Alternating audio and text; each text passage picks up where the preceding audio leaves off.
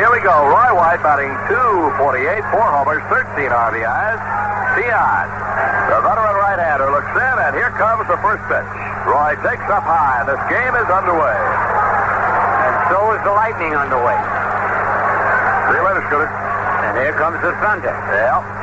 Well, it's a little storm. They say will pass fast in about 15 minutes. 1-0 pitch. Up high again. 2 balls and no strikes. Roy with a good eye for the strike zone. A very patient hitter. He'll make Tian throw a strike or two probably before he takes a swing. I'd like to see the Yankees get to Tian a little early because he starts getting them out regularly. He gets real cocky and turns that back even more, and then he's tough. All right, he spins the deals. White takes a strike over the outside corner. Tian found the range with a fastball. 2 balls and a strike to Roy White. Carl Yastrzemski is out in left field for the Red Sox. Fred Lynn in center. Dwight, Dewey, Evans in right. Evans playing fairly shallow with the wind blowing in from right field. Be hard to hit one over his head. The pitch, swung on. This looked like that pitch was dipping down, Scooter. Yeah, Tian is rough out there. He's got a bag of tricks. Tian has pitched only 64 innings this year, enough to win 6 ball games, and an earned run average of 2.39. Wind blowing in from right. The windup and the 2-2 pitch.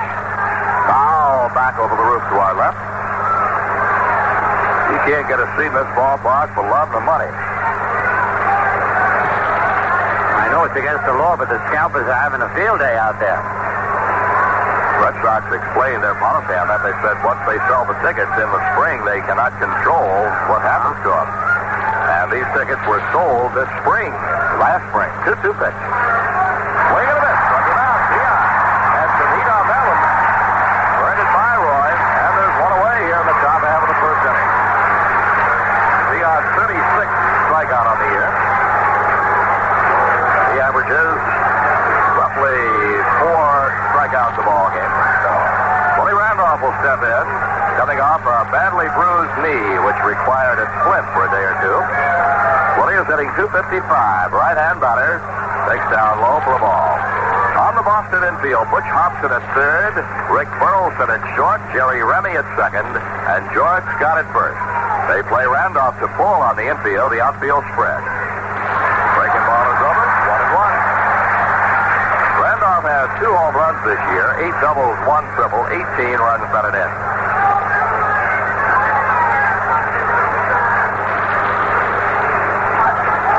Tian spins and offers high and tight. Randolph returned to the Yankee lineup yesterday after missing 4 games with that right knee. Willie has hit 3 straight, going 5 for 10. He's reached base safely in 14 of his last 29 trips to the plate. 2-1 pitch to him. Hit on the ground at the shortstop rope, and he's up with it. Fires hard to first base. You know, you like to see the shortstop do that, Scooter. That's the first ground ball there's been in the ball game. It was hit right at him. It was hard hit. No need to hurry, but he came up and fired as hard as he could over the shot, sort of setting the tempo. Right, Frank. Very important. What you do early in the game kind of sets the stage for what you do the rest of the game. And you heard the boos to Thurman Munson. Unfortunately, I did not see it. But unfortunately, we understand that a newspaper here in this area reconstructed a picture of the Munson-Smith fight of 1973 and displayed it just before the series. Something like that 5 years ago should long be forgotten. Pitch to Thurman. Hit in the air to right field. Evans moving to his left toward the foul line. Makes the one-hand catch. It's their territory. And the Yankees are retired in order. At the end of one half, New York nothing. Boston coming to bat. When Ron Fairley's 2-out solo homer in the 9th inning was disappearing into the right field seats Sunday, Billy Martin's orders to Ed Figueroa apparently got lost in the translation. According to Martin, pitching coach Art Fowler was sent to the mound to tell Figueroa not to throw a strike to Fairley. According to Martin, he says, I told him to walk him if necessary, but don't let the guy swing the bat. Figueroa either misunderstood Fowler or chose to ignore him, running the count to 3-2 before Fairley yanked a low inside curve just inside the foul line to give California a 3-2 victory over the Yankees. Figueroa, pleading innocent to all charges, says it was a good pitch. He said Fowler told me to be careful not to walk him. He says, I know that already. I know how to pitch to the guy, and I know to be careful. He says, I've been in this league 4 years. He went on to say that I didn't say to put him on, according to the coach. He said, just be careful. And Figueroa went on to say that Fairley hit ball 4. He said, that's how careful I was. The Yanks had taken a 1-0 lead in the second inning when Chris Chambliss led off with a double and scored on Greg Nettles' single to right. But the Angels countered with a run in the top of the third when Dave Chalk walked, moved to second on a balk, advanced to third on an infield out, and scored on a single by Rick Miller. New York went ahead 2-1 in the fifth when Roy White doubled, moved to third on the ground out, and scored on a single by Gary Thomason.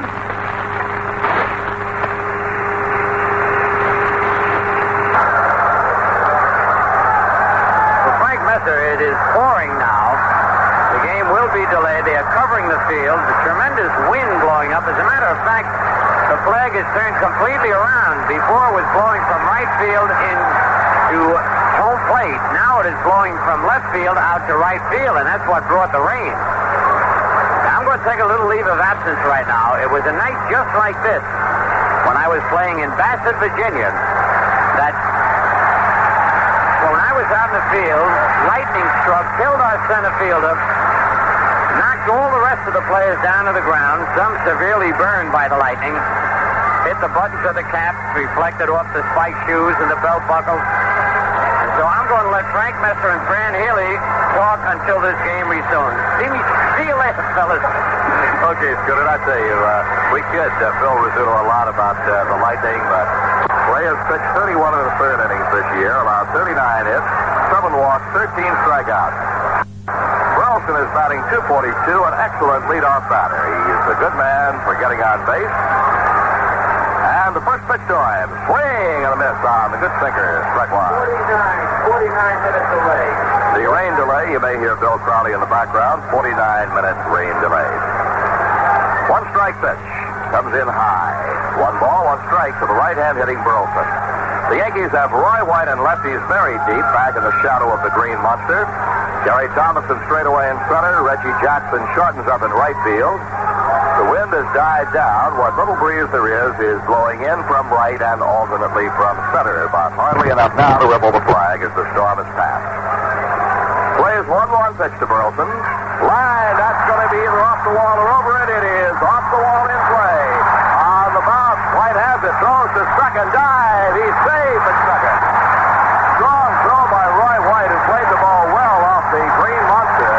But Burleson dives in with his 17th two-base hit of the year. I tell you, Roy White played that ball beautifully off the wall. I think he fooled Burleson, and Burleson with a beautiful head-first slide. So the Red Sox have a threat. We told you, Burleson, an ideal leadoff hitter. He's down at second, and Jerry Rennie is up there. Rennie, a left-hand hitter, good bat control. Nettles is in on the grass at third. Chambliss ready to charge. The pitch is low and in for a ball, and he was going to swing away. The on-deck hitter, Jim Rice. Rennie is batting .275, 7 doubles, 4 triples, no home runs, 20 RBIs. Excellent man to move the runner up. And he bounces one right side, fielded by Randolph. He's moved the runner as Randolph throws him out. Jerry Rennie goes back and is applauded in the dugout as if he had had a base hit. He did his job, Bill. And he did. That's a plus on his side of the ledger. So the Red Sox have a runner at third, 1 out, and Jim Rice the batter. Rice is hitting .324, 8 doubles, 7 triples, 22 home runs, 62 runs batted in. Infield is back, except for Chambliss at first, who plays close. And a ground ball to the right side. Should it be hit, Chambliss would come home with his throw. Full windup by Clay. His pitch into the air to deep right center field. Reggie Jackson back on the track, back by the bullpen. He's under it, makes the catch, and the run will score easily. So the Red Sox lead 1-0 on a sacrifice fly from Jim Rice, his 63rd RBI. It's a good thing that little bit of wind is blowing in, Frank, that you mentioned. Otherwise, that ball would have been gone. Towering fly to deep right center. All right, there are 2 outs, nobody on. Red Sox lead 1-0. The batter, Carl Yastrzemski. The Red Sox captain is hitting .288, 5 homers, 37 RBIs. He's just trying to get hot. He takes a slider low and in. Yastrzemski, one of the great veterans, certainly, of the recent era of Major League Baseball. Destined someday to be in the Hall of Fame. The pitch to him, high and in. 2 balls and no strikes to the left hand hitting Yastrzemski. Yaz has hit 11 doubles, no triples, and we told you 5 homers with 37 RBIs. Play winds and delivers over the plate but low, ball 3. 3 balls and no strikes. 2 outs, the bases are empty. Gary Thomason shades Yastrzemski to the right side, and he takes the strike. Yaz was taken all the way. Jackson is straight away. Roy White is well over in the gap in left center field as the Yankees give Yastrzemski the left side. Nettles very, very wide. The pitch, low and in, ball 4, and Yastrzemski is on. Play working very, very carefully to Yastrzemski, as if he would rather pitch to Carlton Fisk, the right-hand batter. Fisk is hitting .283. He has had 6 home runs, and his 6th yesterday as the Red Sox lost the ball game 3-2 to the Seattle Mariners. Fisk has 3 triples, 19 doubles, 21 runs batted in. Right-hand batter out of a closed stance, left foot well up toward the plate.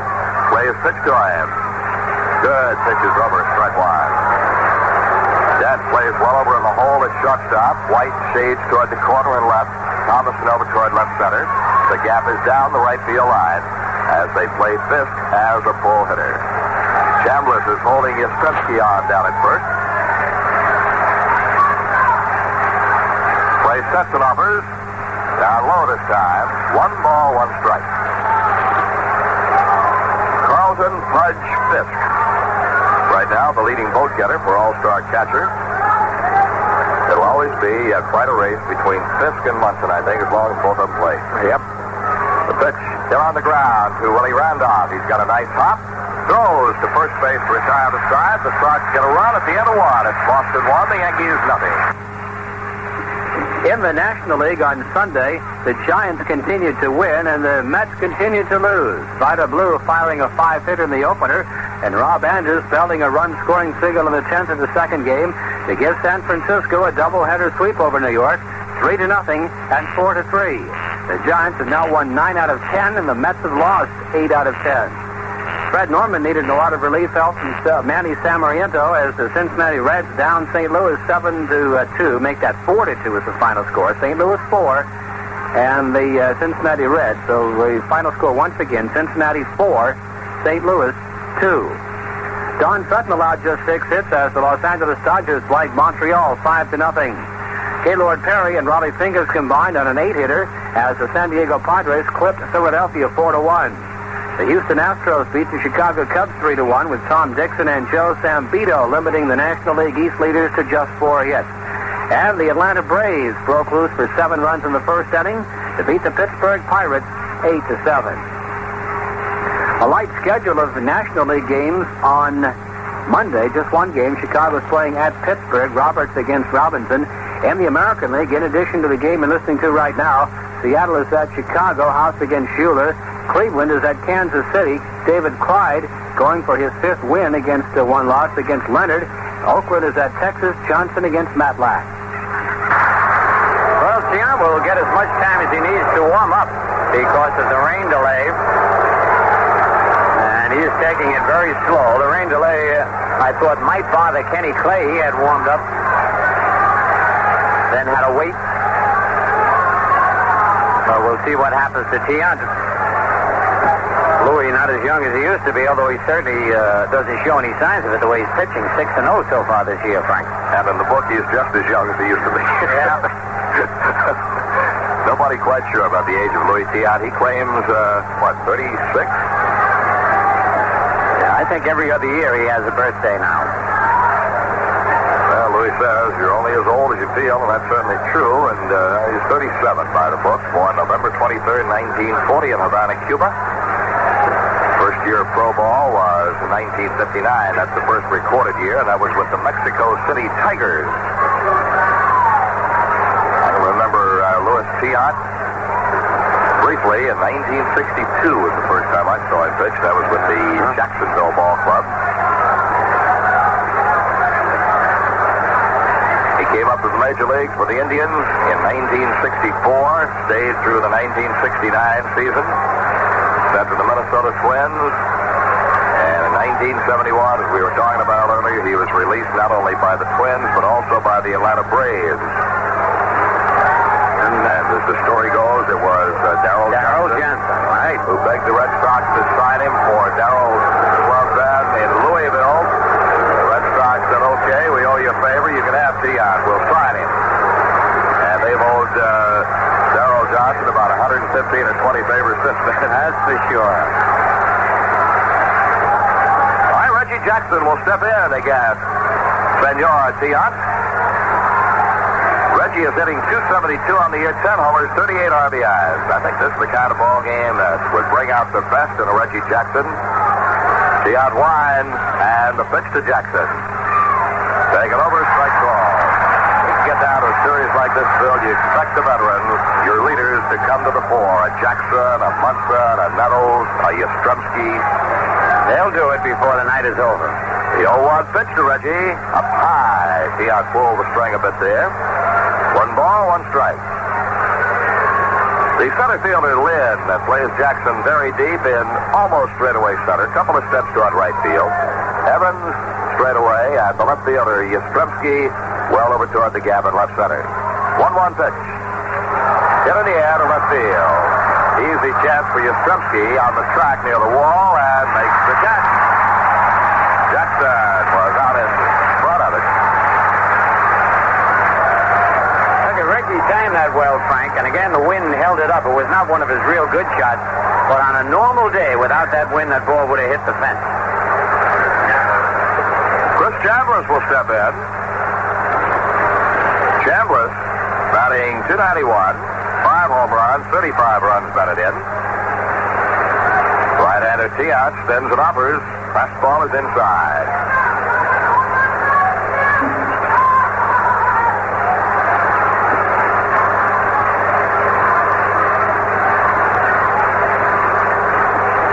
Pitch on the way. Popped up foul off of third. Room for Hobson, and he makes the catch. Butch Hobson in foul territory handles Chambliss' rather weak pop-up. And now Greg Nettles. Greg getting .247. A team leading 12 homers, 31 runs batted in. We talk about Fenway Park. Just to refresh your memory, it's 315 feet to the left field wall. The wall is 37 feet high with a 23-foot screen above the wall. Anything that hits the wall is in play. Anything that hits in the screen is a home run. And anything hit over the screen is phenomenal. First pitch to Nettles. Foul out of play, an off-speed pitch, and that will hit the roof off to our left on the third base side. To left center field, it's 379 feet. Straightaway center 390. There's one indentation in center field that goes back to 420 feet where a ball is in play. Deep right field is 380, and to the right field foul pole, it's 302 feet. The pitch to Nettles. Swing and a foul down at the feet of the catcher fifth. You'll hear the fans chanting in the background, Louis, Louis, in tribute to Louis or Luis Tiant.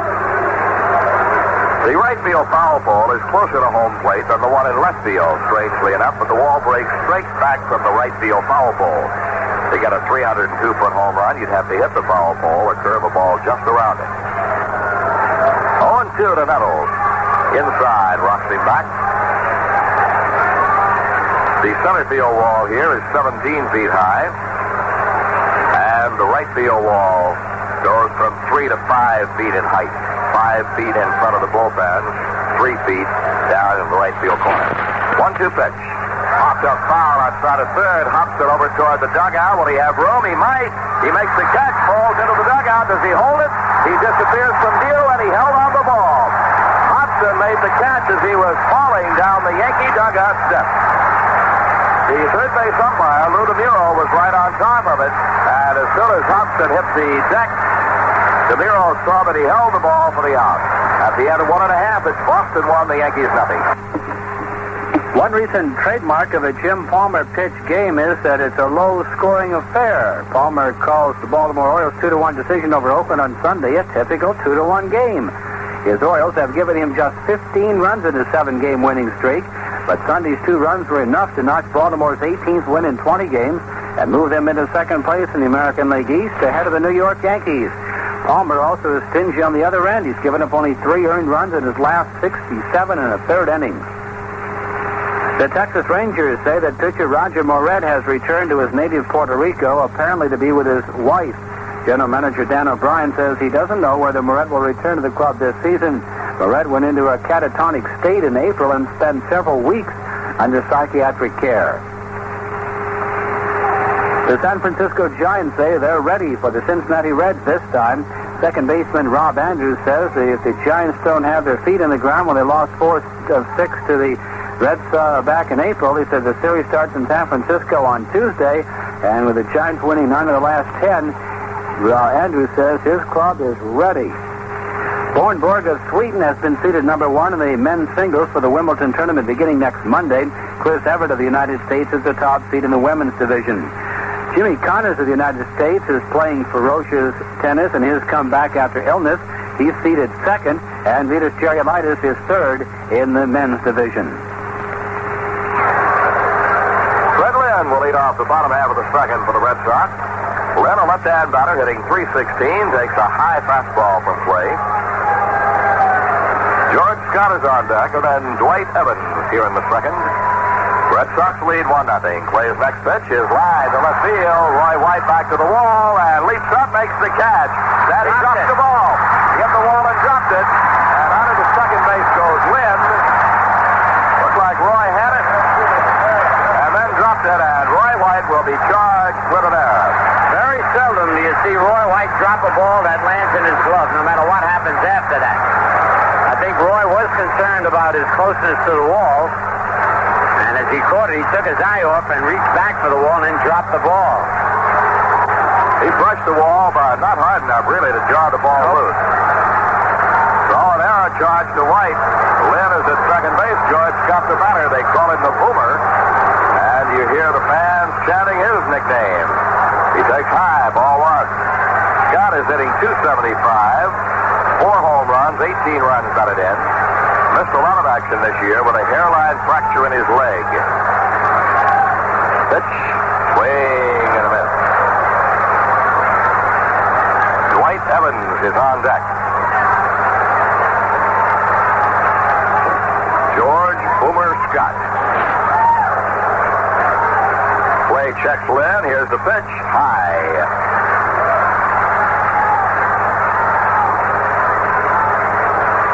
With the leg injury, Scott has played in only 30 games, coming to bat just 102 times. He fouls one at the plate, hit him in the back of the helmet. 2 balls, 2 strikes.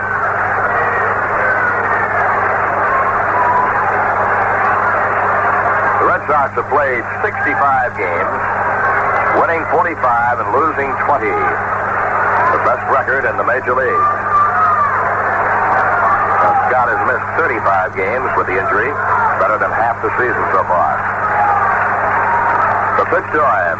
Swing and a miss, struck him out. Kenny Clay picks up his first strikeout. And the batter will be Dwight Evans, the right fielder. Evans, a right-hand batter. We're watching Evans in batting practice along with the other Red Sox, but he has really got that swing down for the wall in left field. He's tried to pull everything in batting practice, did pull everything for that matter. Clay will throw a little bit differently than did Montgomery, though. Pitch is over for a call strike. Evans batting .290, 15 home runs, 34 RBIs, 1 triple and 9 doubles. Lynn at second, 1 out. The Red Sox lead 1-0, and Evans steps out. It's a rough lineup for any pitcher. There's not a breather in the whole lineup.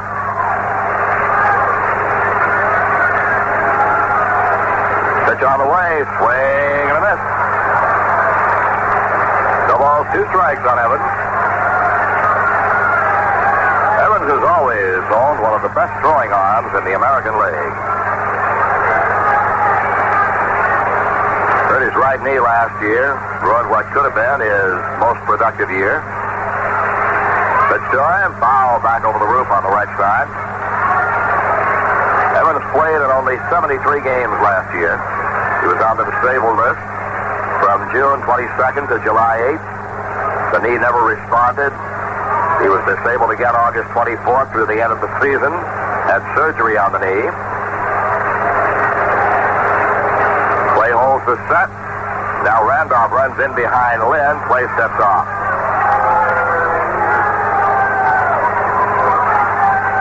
Evans' best year for home runs was 1976 when he hit 17 homers. He has hit 15 already this year. The pitch to him. Swing and a miss, strike three. Looks like Clay jammed him with pretty good stuff that time. Clay looks like now he's got a lot more confidence out there. First inning had to be a shaky one for him. 2 outs. Lynn at second base on the leadoff error by Roy White. And the batter, Butch Hobson, the third baseman. Right-hand hitter with good power, batting .261, 12 home runs, 39 runs batted in. Hobson holds the bat high, swings and fouls one out of play on the first base side. Hobson was an outstanding football player. He played for Bear Bryant's Alabama team in the 1972 Orange Bowl against Nebraska for the national championship. He chose baseball over football, following in his father's footsteps. The one-strike pitch to him, fouled away again on the right side. Hobson's father was the most valuable player in the 1953 Orange Bowl at quarterback for Alabama, and he later chose baseball over football himself. Right now, let's take 5 seconds for station identification on the New York Yankee Radio Network. This is the American Forces Radio and Television Service. No ball, 2 strikes to Butch Hobson, and Clay steps off. Checks Lynn back to the bag at second with a look. The Yankees sort of bunched the outfield on Hobson, giving him, in reality, both corners. Play him as straightaway hitter, and he bounces it to short. Good play by Dent, and throws him out. Good play because the runner, Lynn, jumped right in front of Dent. No runs, no hits, and there and a man left. At the end of 2, it's the Red Sox 1, the Yankees nothing. Defending champion Bjorn Borg of Sweden and Chris Everett of the United States have been named the top seeds for next week's Wimbledon Tennis Championship. Borg, gunning for his 3rd consecutive Wimbledon crown, already has won the Italian and French championships this year. Jimmy Connors, recently sidelined for 5 weeks with a blood disorder, is the 2nd seed among the men. Connors last week won the $125,000 John Player tournament on grass as part of his campaign to regain the Wimbledon title he won in 1974. WCT champion Vitas Gerulaitis was named the 3rd seed, ahead of Argentina's Guillermo Villas and American Brian Godfrey. Roscoe Tanner of the United States dropped from 4th to 6th, and Mexican Raul Ramirez is seeded 7th. American Sandy Mayer is seeded 8th, Romanian Eli Nastasi 9th, Dick Stockton of the United States is ranked 10th. Martina Navratilova is seeded 2nd among the women, followed by Yvonne Colley. Defending champion Virginia Wade of England fell to number 4. 6-time singles champion Billie Jean King of the United States is seeded 5th. Last year's losing finalist Betty Stova of Holland is 6th, and Australia's Wendy Turnbull 7th. Australian Diane Fromholz is 8th, and 15-year-old Tracy Austin of the United States is seeded for the first time. She's at number 9. Rounding out the top 10 seeds, Australian Kerry Reed. The president of the American Council on Education, Dr. J.W. Pleason, had a warning for college athletic directors. He told them that university presidents will play an increasingly important role in their affairs. He said financial pressures will force re-examination of budget priorities. The New York Jets assigned 8 players, 5 of them draft choices and 3 free agents. One of those draft picks, their number 2 selection linebacker, Mike Merrill. Okay, Phil Rizzuto and Gary Thomason will lead off the Yankee third. Thomason, a left-hand batter, is hitting .215, 5 home runs, 19 runs batted in. He also has 2 triples and 5 doubles. Most of that record set with the Oakland A's, from whom the Yankees got him. Just a few days ago. Tiot's first pitch to Thomason. Swung on and fouled at the feet of the catcher and home plate umpire. In fact, that one got the umpire. Ken Kaiser on the right arm as it bounced up. You could bounce one of Ed Mosler's 500-ton safes off of Ken Kaiser. You'd never feel it. Great, big, stocky, strong individual. Big shoulders, narrow waist.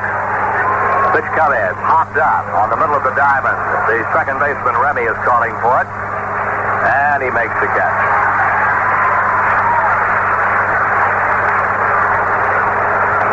Jim Spencer will step in. Spence, the designated hitter tonight, is batting .253. 7 home runs, 20 runs batted in.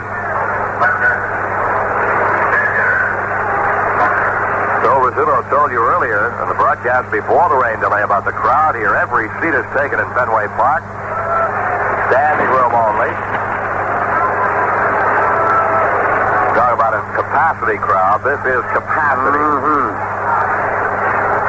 Spencer takes outside. Ball one. The Red Sox lead 1-0.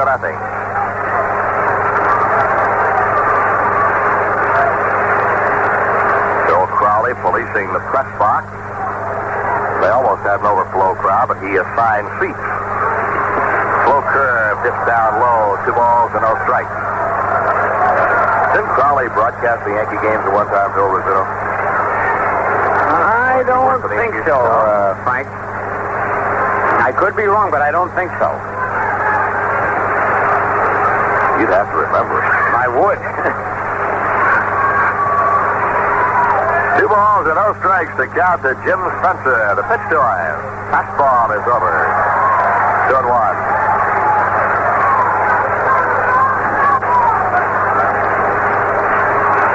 They play Spencer to full. He is a full hitter. Evans guarding toward the corner in right field. Lynn shades toward right. Yastrzemski well over in the gap in left center. The infield around to the right side with Scott guarding the line behind first. 2-1 pitch. Hit in the air to shallow center. Long run in for Lynn. He's loping. He's coming and makes the catch. I don't think Fred Linsville will ever run the way he used to. We'll talk about it when you come back after whatever you got. All right, right now 20 seconds for our local stations to identify themselves. This is the American Forces Radio and Television Service.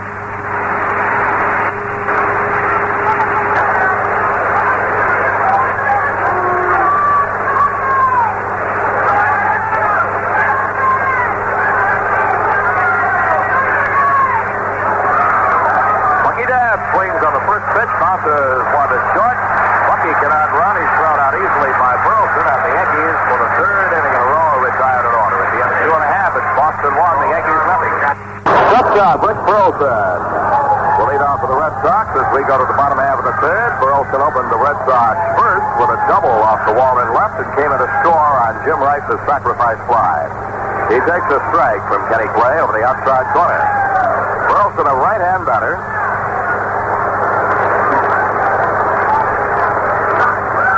Randolph shades him toward the bag at second. The outfield is spread out with White deep and Jackson shallow. Ball is hit into deep right center. Jackson, long run, got his eye in it and makes a running catch going back. Boy, if Jackson had not got a perfect jump on that ball, he would never have caught up with it. You're all right, Frank. Good play. Was playing him shallow. By the way, some of our guests received gifts.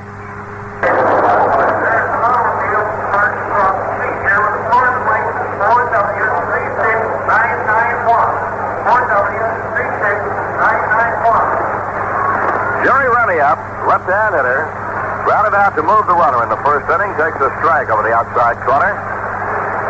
Remy, only 25 years old. He's a native of Fall River, Massachusetts, and very happy to be playing almost in his own backyard.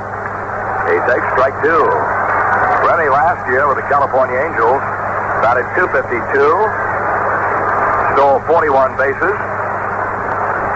He was the Angels team captain at the age of 24. 0-2 pitch, high and tight, rocks him back.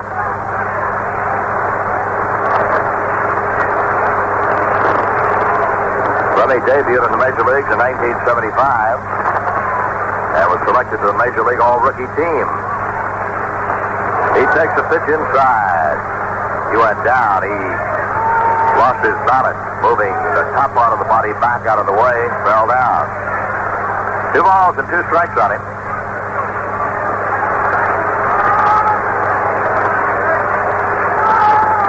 2-2 pitch. Line to center field. That'll be a base hit. Gary Thomason up with it. Throws into Willie Randolph. And Rennie is on.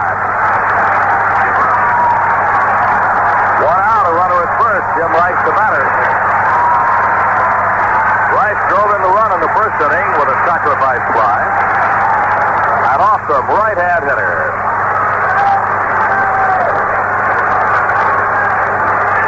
Rice leads the American League in runs with 50, in hits with 88, home runs with 22, total bases 176, runs batted in 63, and slugging percentage 647. Fourth in the league in average 324. Throw to first, safe. Lou Piniella is tied for second in the league with a 325 average. Piniella not playing tonight. The pitch to Rice. Bouncing ball is short. Bucky Dent gets a nice hop, shovels it to Randolph for 1. Back to first. It's a double play. A 6-4-3 double play retires the side, and at the end of 3 innings, the score is Boston 1, the Yankees nothing. Joe Altobelli, the manager of the San Francisco Giants, says, "Tell you what, folks, when you foul up and still win, that's the sign of a good team." The Giants manager was talking after Sunday's doubleheader sweep of the Mets. Vida Blue, who's 9-4, threw a 5-hitter for his first National League shutout and the 29th of his big league career, and a 3-0 decision in the opener by Mike Sadek and Rob Andrews, who usually occupy places on the bench, combined to score the winning run in a 4-3 10-inning victory in the nightcap. Altobelli was not referring to the opener, in which Blue was the master from start to finish. He wound up with 10 strikeouts, 3 of them in order in the opening inning after Len Rando and Elliot Maddox opened the game with back-to-back singles. A sacrifice fly by Jim Dwyer and a 2-run homer by Darrell Evans drove in the runs Blue needed. He said that was as good a game as anyone can pitch, but he said he was the boss and the Mets knew it. But it was a nightcap, which the Giants seemingly had won 2-0 when a couple of bad plays, both by center fielder Larry Herndon, permitted the Mets to tie the score. We've completed 3 innings. Ken Clay has pitched very well for the Yankees over 3. Louis Tiant has been a shade better for the Reds. So we go to the 4th inning. The Yankees will present the top of the batting order. Roy White, Willie Randolph, and Thurman Munson. And ready with the play-by-play, here's Phil Rizzuto. All right, Frank. With the first 3 innings, of course, the rain delay that we had after the top of the first 49-minute delay has slowed things up a bit. But both these clubs ready for this big 3-game series. Roy White struck out his first time up. Turned out to be a beautiful night. As Frank told you, the wind has died down. Flag just gently blowing out in center field.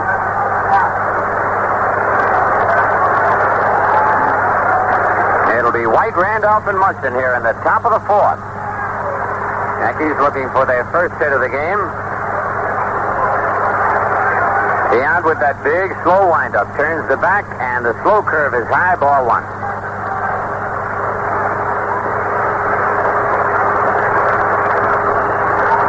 Crowd very quiet right now. Red Sox leading 1-0. And that off-speed pitch a little high and tight, 2-0. Louis giving the fans a show with twisting the body and throwing overhand, sidearm. He gets the sign from Fisk. And the 2-0 pitch outside, ball 3, 3-0. I think, Phil, that's another thing that makes Tiant so tough. He has all the pitches, curveball, slider, fastball, change off the change. Right. But he throws small positions, overhand, 3/4, sidearm. That's why you're never really quite set for him. The Roy will be taking here all the way. The 3-0 pitch, right down the middle, strike 1 call. Tiant has exceptional control for a pitcher who really takes his eye off the catcher's mitt just before he's ready to release the pitch. Looking somewhere out in left or left center. He winds, turns around, and that pitch is lined foul into the seats down the right field line. 3-2. You have to wonder just what Tian does look at. I've never asked him that. If he looks at anything in particular, or the wall, or his shortstop, or his third baseman, or what? I tell you, a young kid coming up would never be allowed to pitch like that. They want you to wind up, keep your eye on that catcher's glove, whatever spot he's got there. But Tian's been so successful, they haven't tried to change him. The payoff pitch on the way to Roy White. And a swing and a foul back to the screen. So after throwing 3 straight balls to Roy White, he's thrown 3 straight strikes. Willie Randolph on deck. And Tian wants a new baseball. Red Sox scored in the first inning when Burleson doubled off the left field wall. Remy bounced to second to advance Burleson to third, and Rice hit a long sacrifice fly to deep right field. And that's the way we stand, 1-0 Red Sox. Tian, long look in. Hands at the belt buckle. Now he winds. And the pitch is lined deep to right center field. That ball is gone. A home run for Roy White.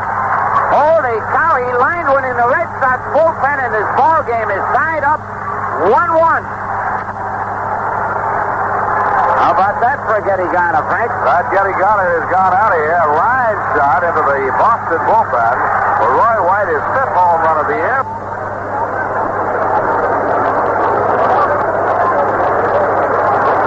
Now, like we said, Scooter, a series like this, you look for the veterans to take over and come through. And that was the first Yankee to reach base, the first base hit, and Roy White comes through with a home run. Willie Randolph now bounces short his first time up. All tied at 1 here in the top of the 4th, and the curve is high and outside, ball 1. It was Roy White's 5th home run, and the 5th home run given up by Tian this year. All right, Thurman Munson in the on-deck circle. They play Willie straight away in the outfield. Sidearm curve outside, 2-0.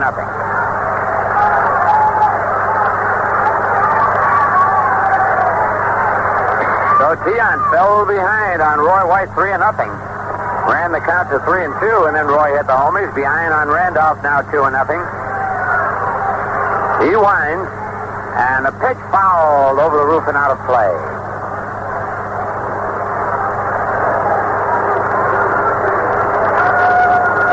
That, incidentally, Phil, was the 155th home run of Roy White's career. Puts him in sole possession of 15th place on the Yankee list, one ahead of Joe Gordon. How about that?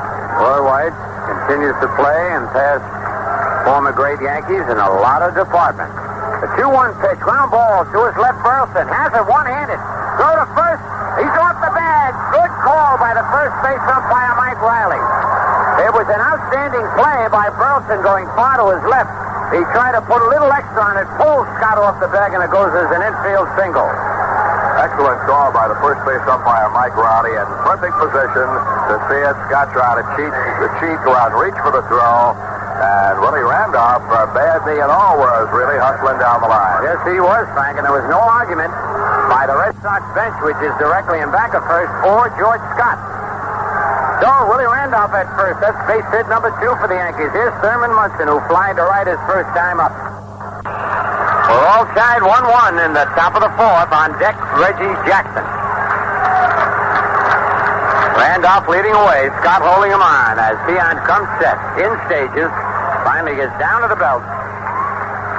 Now the pitch. And it's on the inside corner, strike 1 call.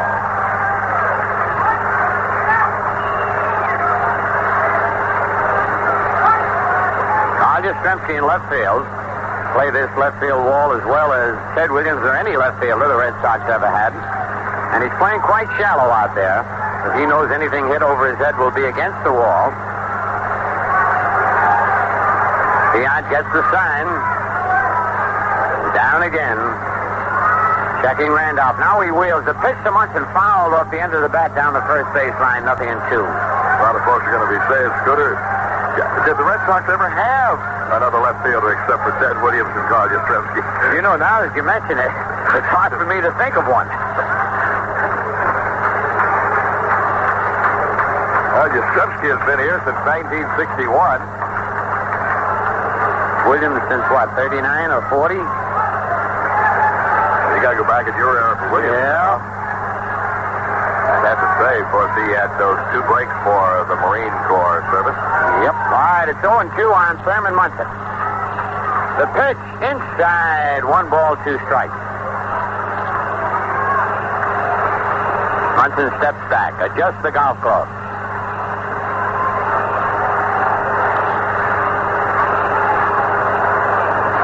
They play Thurman straight away.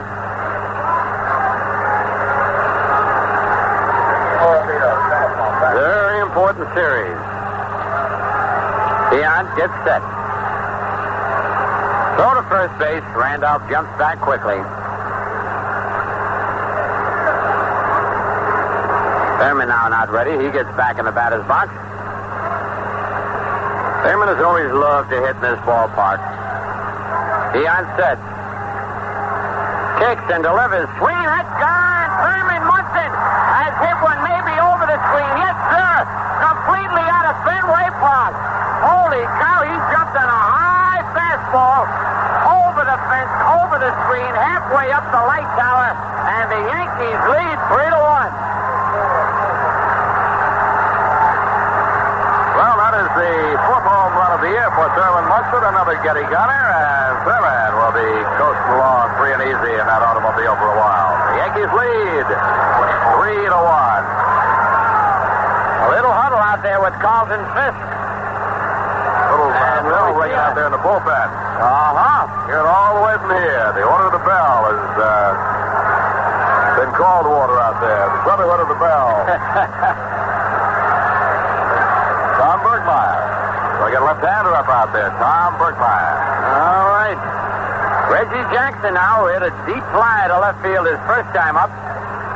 Is up there. The Yankees are leading 3-1. We're in the top of the 4th. Dion had retired the first 9 Yankees, as Frank told you, then a homer by White, a single by Randolph, and a 2-run homer by Munson. And maybe the Yankees will find their batting eye here in Fenway. What better place to find it? Dion winds. Pitch to Reggie. High, ball 1.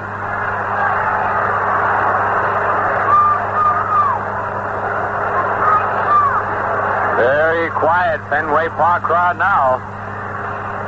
The changeup is high, ball 2-0, and Dion continues to pitch from behind. Have to wonder about Dion, too. He pitched last Wednesday. He's had 4 days rest, but he pitched a 4-hitter, pitched hard in that ball game. All right, we'll see if it has any effect on him whatsoever. Here's his 2-0 pitch to Reggie. Swing and a foul back and out of play. 2 balls and a strike. 2 balls thrown out to Dion. On deck, Chris Chambliss.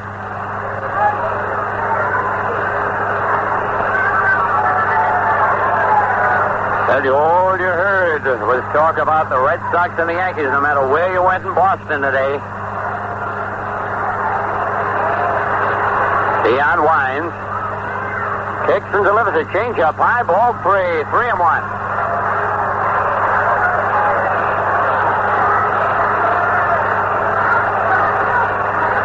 All the other teams, in the American League East especially, hoping the Yankees can stop this Boston Express. The pitch, outside corner, 3-2.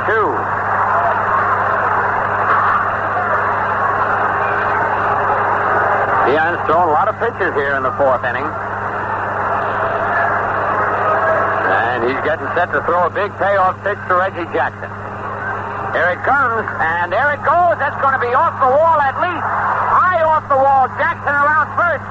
Digging for second, and he'll be in with a stand-up double. For the Yankees, attached to Dion. High and deep off the left center field wall for Reggie Jackson. 4 consecutive base hits. 2 homers, a single, and a double. Still nobody out, and Chris Chambliss the batter. Chambliss popped the third base his first time up. Big George Scott over talking with Dion. Well, Scott on orders from the Boston dugout to go out there and stall for time for the left-handed Bergmeyer out in the bullpen. All right, Frank, we've seen Billy Martin do that, and you're right. Here comes Don Zimmer out.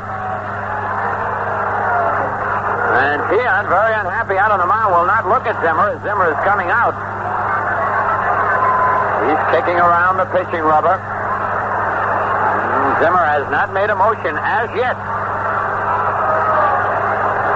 Well, he's out there to chat right now, but there is a break in the action with a score. The Yankees 3 and Boston 1. Well, the Red Sox got a run in the first inning here. Leadoff double by Burleson. Remy moved him up with a ground out to second, and Rice brought him home with a sacrifice fly. Fiat retired 9 Yankees in a row. Roy White opened the fourth with a home run. Willie Randolph beat on an infield hit. Thurman Munson homered over the screen in left field, and Reggie has just doubled off the wall. Bergmeyer is on to pitch to Chambliss, and back to Phil Rizzuto. All right, Frank. Bergmeyer, as most left-handers have found out, do not fare well here at Fenway, as an earned run average of 5.29, 1-1, lost 1. The pitch to Chambliss. He runs up the bunt, misses, and Fisk started to throw to second, held up. And that's always a tough play for the runner at second base. When a batter attempts to bunt the ball, you automatically start leaning and moving towards third, and you can be picked off very easily. But Jackson that time was alert. Bergmeyer hides the ball behind him. The left-hander comes down to the belt. Pitch to Chambliss. Loop to left field. That's in for a base hit. And Reggie will have to hold at third. Oh, Chambliss was jammed, and now the Yankees can do no wrong. He hit it right off the fifth. Just dunked it over the shortstop's head, but as he mentioned, Yastrzemski playing very shallow. Jackson wisely held at third. 5 consecutive hits for the Yankees. Now, Jackson at third is Tiant's responsibility, should he score this inning. And Greg Nettles will be the batter. Greg fouled out to Butch Hobson, who made a spectacular catch as he was falling into the Yankee dugout. Held onto the ball for the out. Yankees leading 3-1. Still nobody out, and runners at first and third. Now, this is when you really want to put it to the opposing team. Joe McCarthy, who managed the Yankees and the Red Sox, as well as the Cubs, said, when you got them down, you step on them. Get as many as you can. Don't ease up. Inside, ball 1. It happens so often in the game where you score a lot of runs in one inning, you kind of relax and don't bear down, and suddenly the other team catches up and passes you. Bergmeyer sets his pitch, swing and a miss. Good breaking pitch that time. 1-1 on Nettles. They are back at short and second, so a ground ball there, even though it might turn out to be a double play, will allow Jackson to score. Hobson is in at third, and Scott holding the bag against Chambliss at first. Another breaking pitch. This one is over. 1 ball, 2 strikes. On deck, Gary Thomason.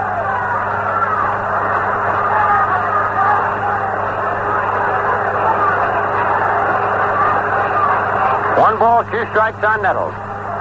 Greg has to protect that plate now.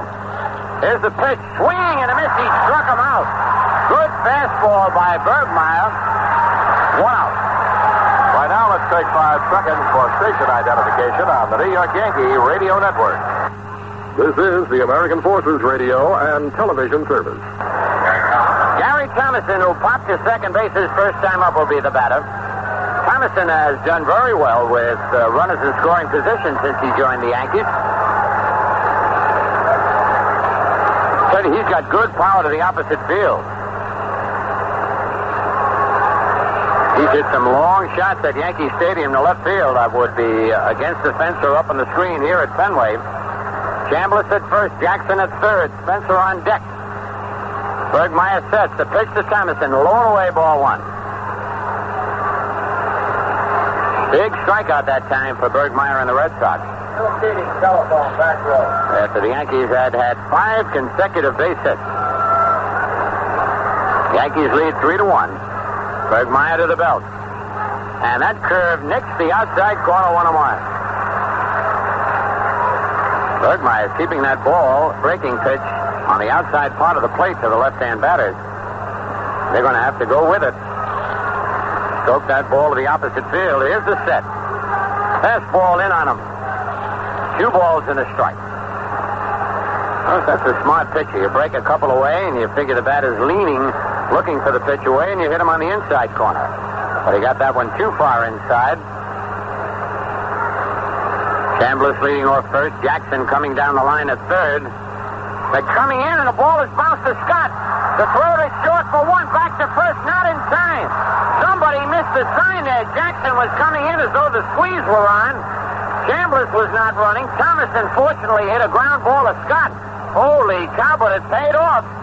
And maybe when the Yankees do things wrong and they turn out right, things are turning around for the Yankees, Frank. Well, I'll tell you, that's a run batted in, of course, for Gary Thomason, but unquestionably, somebody missed a sign, and you always have to presume until you find out later that it's the hitter who misses a sign.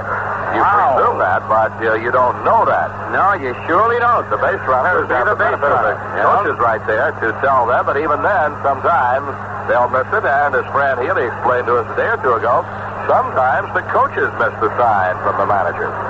All right.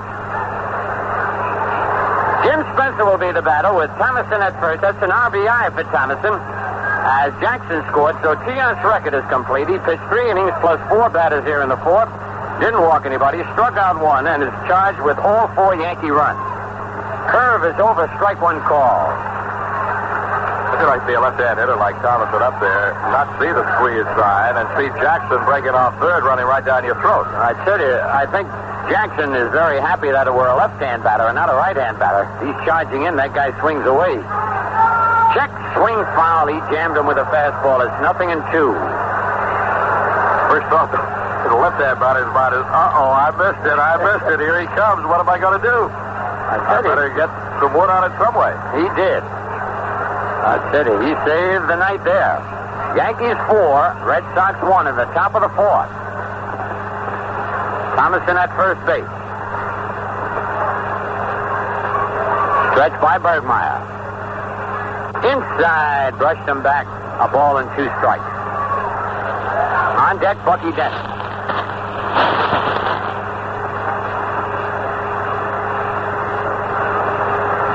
He mentioned a very quiet Fenway crowd right now. The kick and a slow curve high and tight 2-2. I said it. Even though that was real bad, Spencer almost jumped at it. A hanging curveball, but a little bit too high and inside. 2 balls, 2 strikes, 2 outs. Here's the set. And that curve is bounced foul outside of first.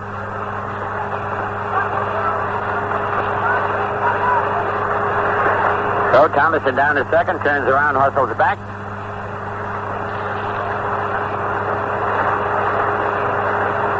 Tremendous downpour we had here. Game held up for 49 minutes, but now it has cleared off. Very pleasant evening.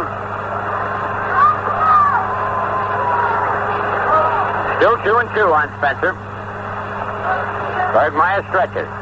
Sidearm curve, swing and a miss, strike 3. But the Yankees pick up 4 runs on 5 base hits, and the score now at the end of 3 1/2. Yankees 4 and the Red Sox 1. Officials of the International Olympic Committee withheld recommendation Monday on a proposal that private business stage the 1984 Summer Olympic Games with the blessing of Los Angeles, but without any involvement by the city.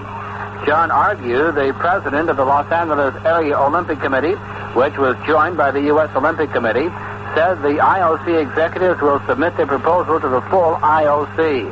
And he says they hope to have an answer within 3 weeks. He emerged from a 6-hour closed-door meeting with IOC Director Montague Belleau and other executives. He says he's disappointed. He said he'd hoped for an answer, but it turned out they weren't empowered to reach an agreement. At the very least, he had hoped for a recommendation in favor, but he said they just didn't give one.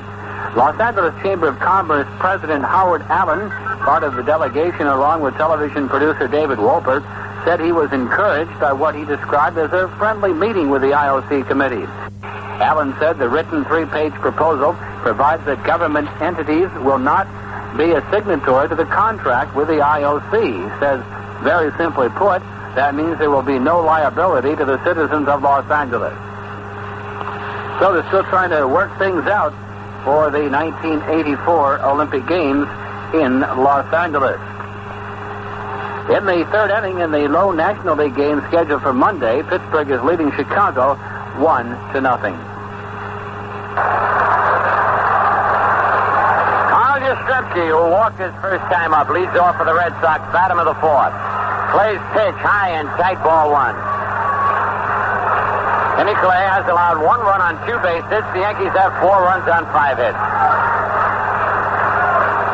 Clay winds, and his pitch is hit deep to center field, and I mean deep. And that ball is off the wall, played by Thomason, a long double for Carl Yastrzemski. There's a yellow line out there just to the right of the 379-foot sign. If it hits to the right of that yellow line, it's an automatic home run. The ball missed it by about a foot. So a long double for Yastrzemski. And to answer our question we asked each other, Scooter, I think you'd have to go back about 40 years to find the regular Red Sox left fielder other than Yastrzemski and Ted Williams. How do you like that? Williams played for so long, you're right. And Williams came along about 39. Yeah. And started regularly then, 39 or 40. All right, Carlton Fisk bounced to second base his first time up. The Yankees lead 4-1. Nobody out. Yastrzemski at second. For Yaz, that was his 12th double of the year. Stretch by Clay. The pitch to Fisk. Strike 1 call.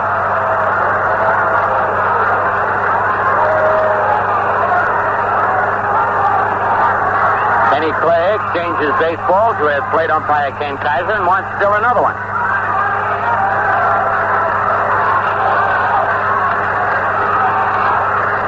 On deck, Fred Lynn.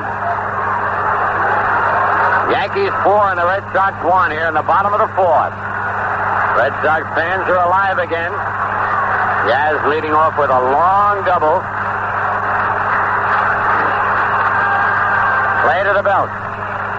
And the pitch a little bit high, 1-1.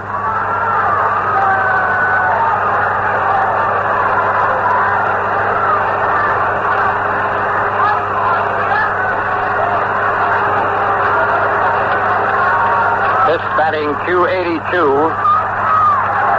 Clay's pitch, a breaking ball in there. 1 ball, 2 strikes.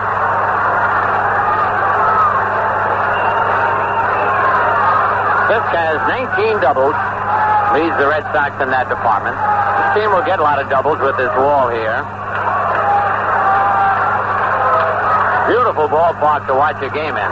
Terrible park for pitchers. The kick and the pitch high and tight, and Fisk was leaning in for that curve, and Clay came in with a sidearm fastball. Looked like Sal the Barber Magley. He shaved him a little close to the chin. 2 balls, 2 strikes.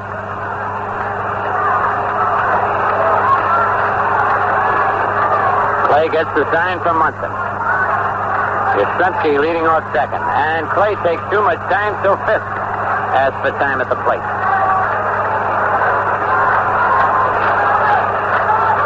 Now he's back in. And he sets. The pitch to Fisk. Bouncing ball up the middle. It's a base hit. Yastrzemski will score. And it's a 4-2 ball game.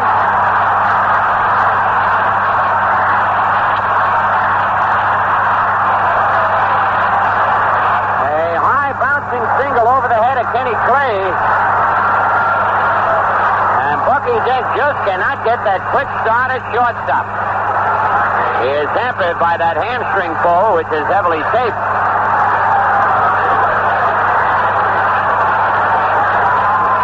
The batter now, Fred Lynn, who hit a hard line drive that Roy White had in his glove and then dropped, was charged with an error. Here's the stretch. Throw to first. Fisk is back. Yankee bullpen up, Scooter, and you think this game is important? Rich Gossage warming up here in the 4th inning. All right. Clay kicks, delivers, curve low, ball 1.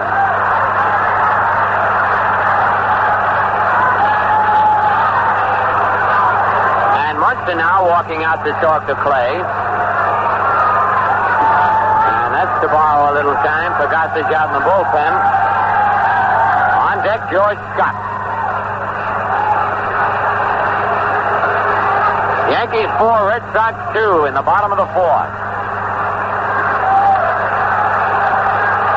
Clay set.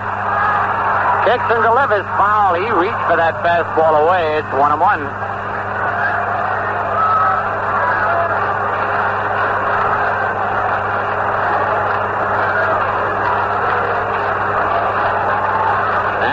Clay exchanges baseballs. Lynn hitting .315.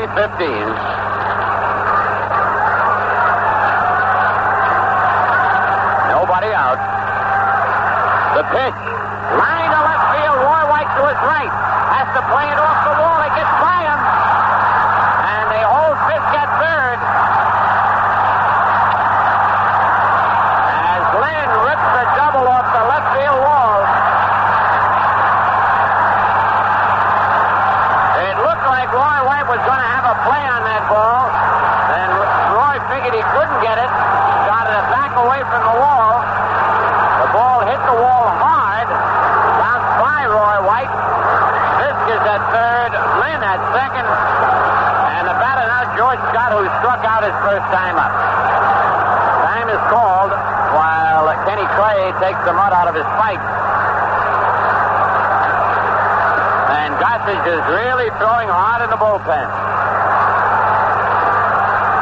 And now Nettles has been called by Billy Martin to go in and talk with Kenny Clay, and this could be all. We'll wait and see. Billy Martin is on the steps of the dugout, has not come out as yet.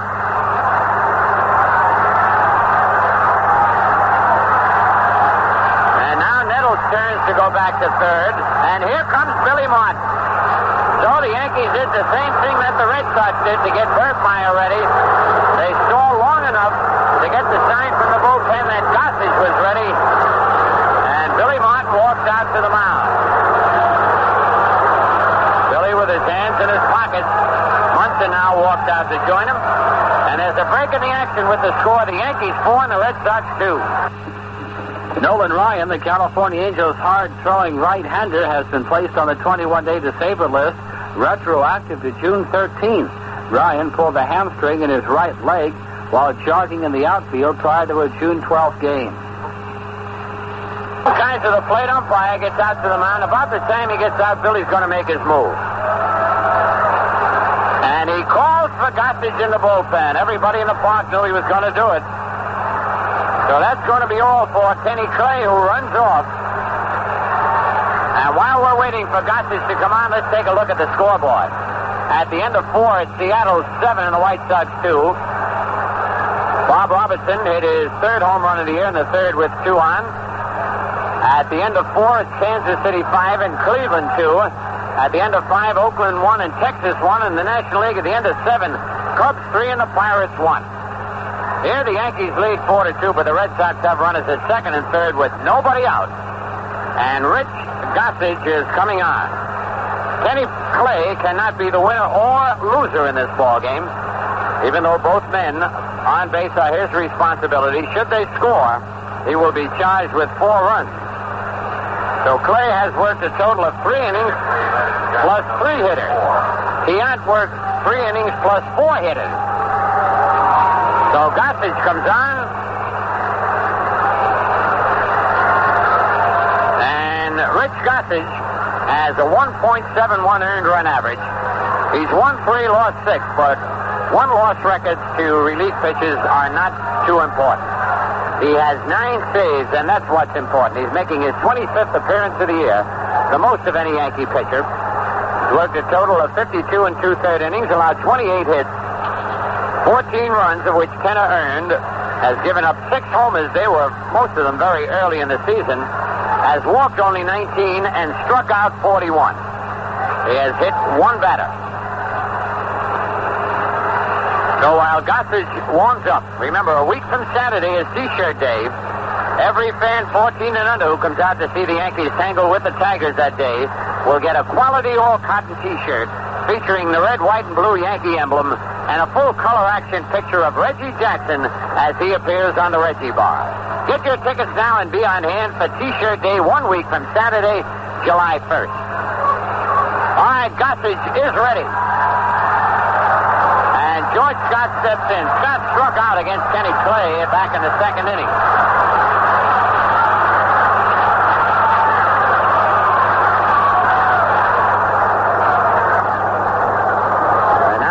Outfield gets set, the infield, Lynn at second, Fisk at third, and Gossage pitching from the stretch position. He's set. A pitch, strike 1 call as the blazer comes on.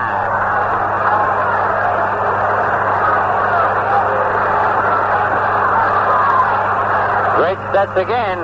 The pitch, swing and a miss, strike two, and that one was even faster than the first one. He goes for the rosin bag. On deck, Dwight Evans. You can tell how important this game is to Billy Martin and the Yankees, bringing Gossage on in the fourth. The pitch, strike three, called, 3 pitches, and Scott is out of there. I don't think he saw that last pitch. He just turned around, looked at the umpire, shrugged his shoulders. And now the batter, Dwight Evans. Evans struck out against Clay his first time up. On deck, Butch Hobson. 1 man out. Fisk at third. Lynn at second.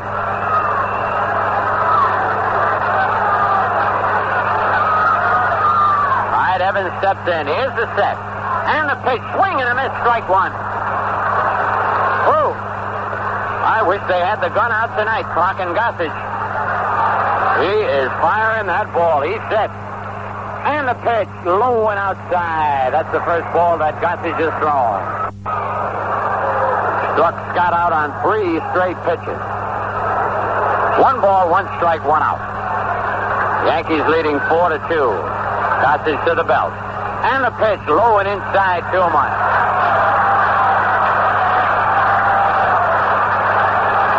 Gossage now taking a little time. He had been pitching in a hurry. Getting that ball and firing. Evans steps back. Now he's back in the batter's box. Gossage gets the quick sign. The pitch, inside, 3-1. One of the reasons that Gossage can pitch in such a hurry is that he really doesn't have to look for the sign. Very rarely will he throw a breaking ball. All right, he's behind now, 3-1. He comes to the belt. And a pitch, swing and a miss, strike two. Full count on Dwight Evans. Gossage takes a little more time, leans, gets the sign, the kick, the pitch, foul, back over the roof, out of play. That's the first ball that's been fouled off Gossage, or even hit by any of the Red Sox 2 batters. Still 3-2 on Evans. 1 man out. The goose is ready. And the pitch. Whoa, man, that was too close to take it. Ball 4. Evans could not pull the trigger. It's a walk, and the bases are loaded, and the batter, Butch Hobson.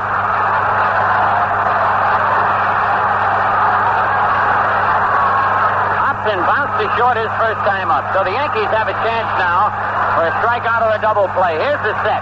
And the pitch. Low, ball 1. And the Red Sox fans, of course, rooting for another base on balls to force in a run.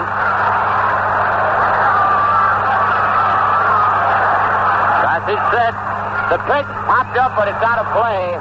Back into the seats. Not much room from home plate to the stands here at Fenway, which is a big break for the hitters. Unlike Oakland's ballpark. 1 ball, 1 strike, 1 out. Bases full of Red Sox.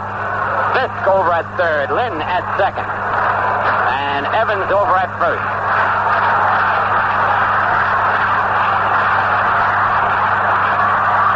Gossage ready again. The pitch, low and inside, 2-1. Yankees 4, Red Sox 2 in the bottom of the 4th. The goose set. The pitch fouled over the roof and out of play. And they have yet to hit a fair ball off Gossage. 2 balls, 2 strikes. Early in the game, and the excitement is mounting. Now Nettles going over to talk with Gossage. Don't know what this is all about. Unless Greg is saying if the ball is hit back to you, go to the plate. All right, 2-2 the count. Here's the set. And the pitch. Foul again, back over the roof and out of play.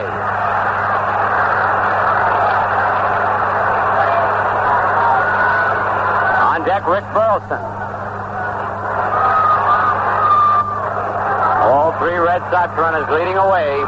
Evans with the biggest lead, trying to break up the double play. The pitch, a little bit low, and it's 3-2.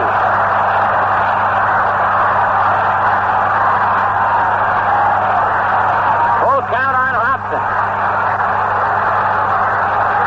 All right, Goss is ready now for the big payoff pitch. Here it is. Bouncing ball at third. Nettles.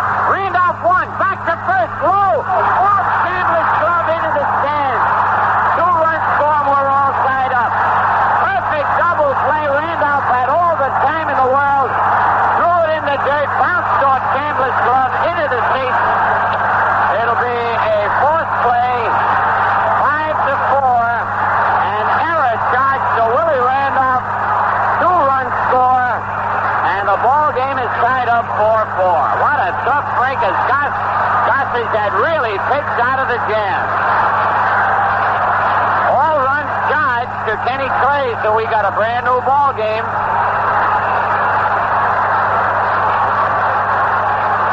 You have to wonder, Bill, I don't know, you played out there in the infield, whether Randolph's leg doesn't allow him to push off, he got away from that base runner the way he wants to get his throw back to first or what? Well, I said there are a lot of factors that come into play, but Willie had a lot of time. Nettles gave it to him in a hurry and a perfect throw, and Evans wasn't near him. That's strike 2 on Burleson while we were talking. Big break for the Red Sox there. And, of course, breaks are a big part of the ball game.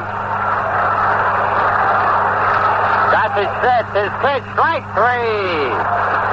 Great pitching exhibition by Gossage, but the Red Sox luck out with 3 runs on 3 hits, a big Yankee error, and a man left. And now at the end of 4th, the Yankees 4 and the Red Sox 4. On the scoreboard at the end of 4 innings, Seattle 7, Chicago 2. Cleveland at Kansas City in the bottom half of the 6th inning, and Kansas City leads 5-4. Oakland playing in Texas, they're tied 1-1 at the end of 6 1/2. In the National League's only game tonight, in the 8th inning, the Chicago Cubs 3 and the Pittsburgh Pirates 1. So that updates on abbreviated scoreboard tonight. Right here, we're tied 4-4. Each team has 5 hits. The Yankees have committed 2 errors. And both of the errors have been one error was not costly. Roy White's error did not cost a run. The error by Willie Randolph actually cost 2. 1 will be charged. All right, Frank, Bucky Dent up, takes a pitch outside, ball 1. Bucky bounced it short his first time up. Brand new ball game, 4-4. And the wind has started to pick up again and appears to be blowing a little bit to left. Ground ball in the hole, base hit. Up with it is Burleson. The throw, even though Dent can't run, pulls shot off the bag. Great diving try by Hobson.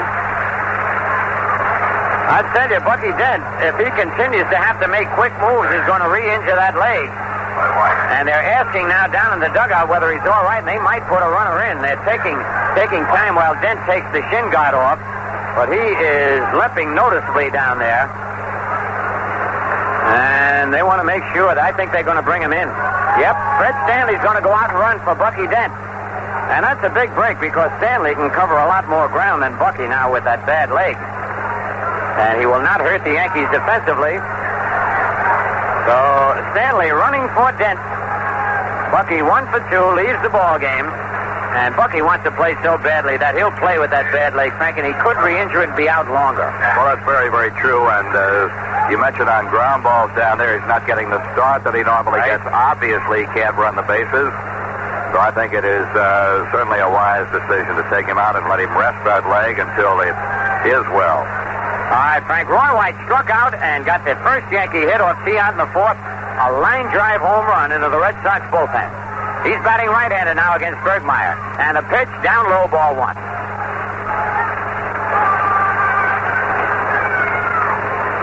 Roy White, if you remember, not too long ago, hit home runs right-handed and left-handed for the 5th time in his career.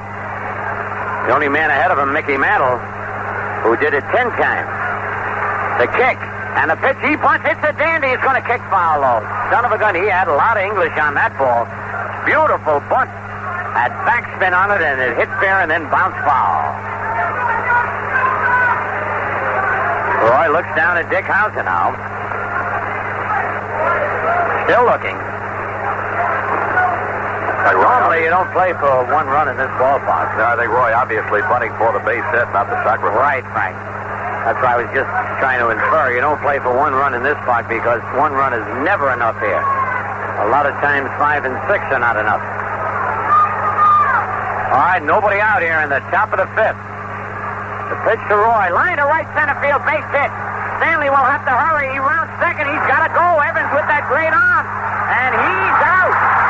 For some reason, Stanley hesitated just before he got to second base.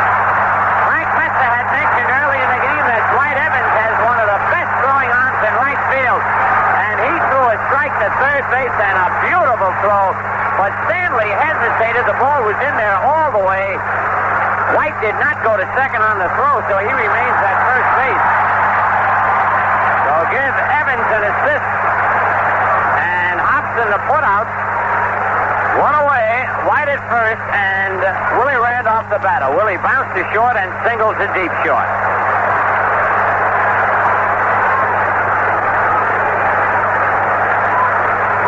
Outstanding throw by Dwight Evans. The pitch to Randolph. A curve is over. Strike 1 call.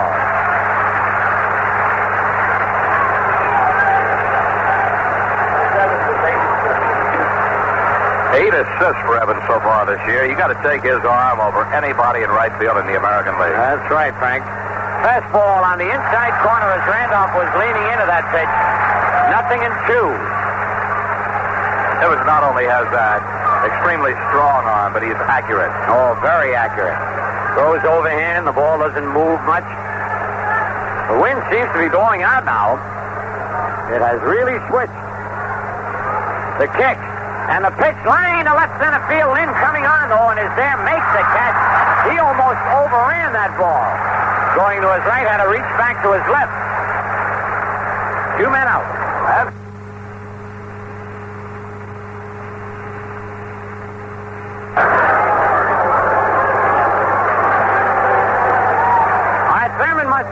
Line to right and homered all the way out of Fenway Park his last time up. He homered with Randolph on to drive in 2 runs. Munson wants the umpire to look at the ball. Thurman does this 2 or 3 times a game. And Ken Kaiser keeps the same ball in play. Just a little ploy of Thurman's. Upsets the pitcher a little bit. Bergmeyer really fired it in a fist. Told you that breeze now blowing out to left field. You get one up in the air and it's gone. First one Thurman hit didn't need any wind. He really hit a shot. White leads off first. Pitch to Thurman on the outside corner, strike ball.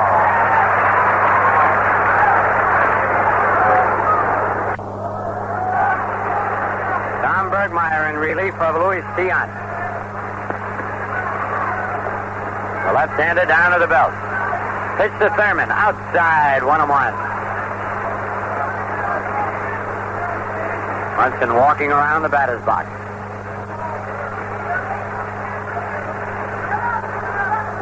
Two men are out, all tied 4-4. Bergmeyer sets. And the curve down low, 2 balls and a strike.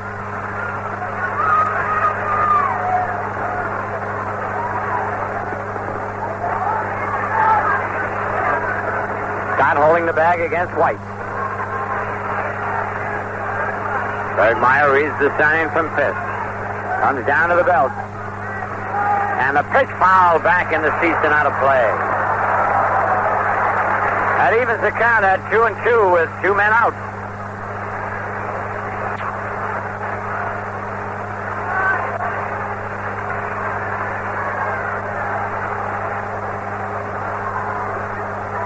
Bergmeyer with the new baseball. Roy White leading off first. Bergmeyer sets, and the curve is foul. Boy, Munson jumped on that one. It was out of the strike zone. But when those left-handers throw a curve to a right-hand batter, they love to see it. The only place they don't like to see it is down and in.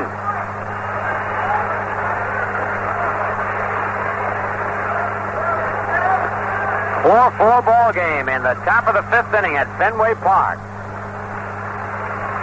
Got enough excitement in this game to last the whole series, and is all of this game and 2 more big ones to go. Again, we'll have the 2-2 pitch. Here it is. Slow curve line, 1 hop to the shortstop. split to Remy for the fourth play. For the Yankees, no runs, 2 hits, no errors, a man left. At the end of 4.5, Yankees 4 and the Red Sox 4. Yep. Fred Stanley now at shortstop for the New York Yankees. He went in to run for Bucky Dent. The second game of the series will be played tomorrow night. We'll be on the air a half hour earlier. The game time here at Fenway Park tomorrow night is 7:30. And it'll be Don Gullett going for the Yankees, and Mike Torres, who is 110, will be on the mound for the Boston Red Sox. So a half hour earlier tomorrow night, a 7:30 ball game. All right, Frank, Jerry Remy has bounced to second and single to center and got his pitch right in there, strike one call. So the pitchers of record now are Gossage and Bergmeyer. The next pitch, foul just to our left and out of play. 0-2.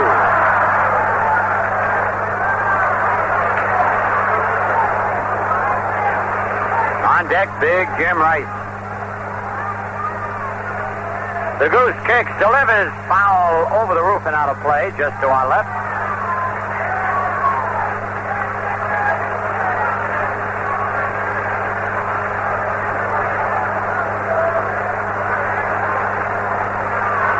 Gossage winds, and the pitch popped up on the infield. Fred Stanley near second base, backing up now, and no, he did a dance out there, but held on to the ball. Stanley not quite sure of that one, but made the play. 1 out, and here's Jim Rice. Rice hit a long sacrifice fly to drive in a run in the first. Bounced into a double play in the third. Rice batting .322, 22 homers, and 63 runs batted in. The pitch inside, ball 1.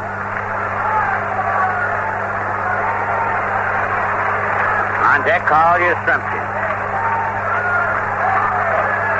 The next pitch, a chop swing to one hop at it. Chambliss, he's up with his steps on the big. I don't believe Jim Rice has ever had a worse swing in his life than that one.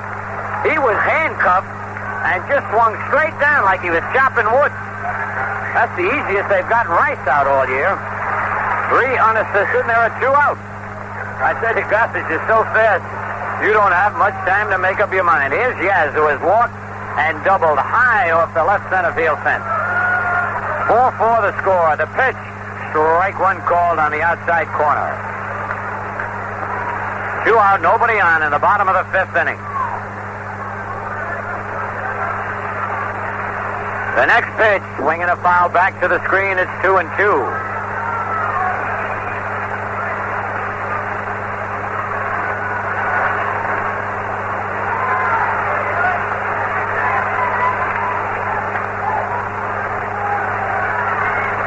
The goose winds, and the pitch fouled back over our heads and out of play.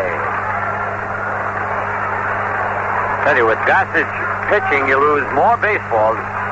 Very few hitters can get around on them, and most of them swing late and foul them off. A lot of souvenirs. Gossage now looking. Every hitter's got to go up there looking for the fastball. Again, the 2-strike pitch. Outside. 1 ball, 2 strikes.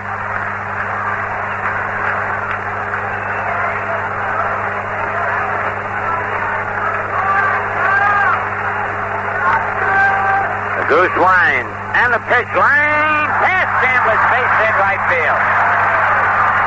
So that's the first hit off Gossage. Yastrzemski is 2 for 2 in the ball game. Base hit number 6 for the Red Sox.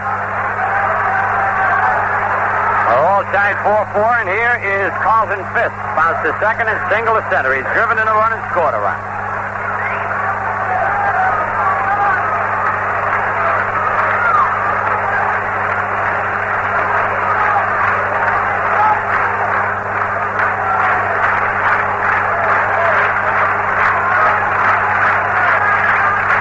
Gossage set. And the pitch, strike one call. Fisk a little unhappy with that call.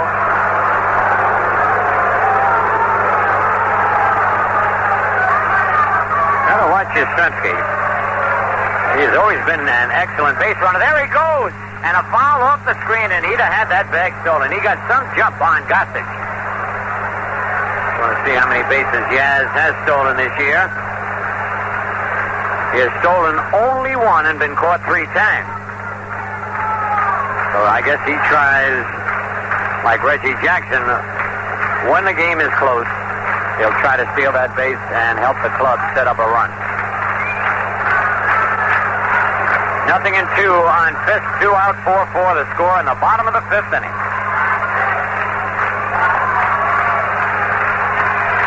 The Goose ready to the belt. The pitch, swing and a miss, strike 3. So Gossage chalks up his 3rd strikeout. No runs ahead, no errors. A man left. End of 5. Yankees 4, Red Sox 4. All right, Reggie Jackson will lead off against Tom Bergmeyer here in the 6th. And Reggie takes the strike on the inside corner. Reggie fly deep to left in the 2nd and doubled off the left center field wall and scored in the 4th.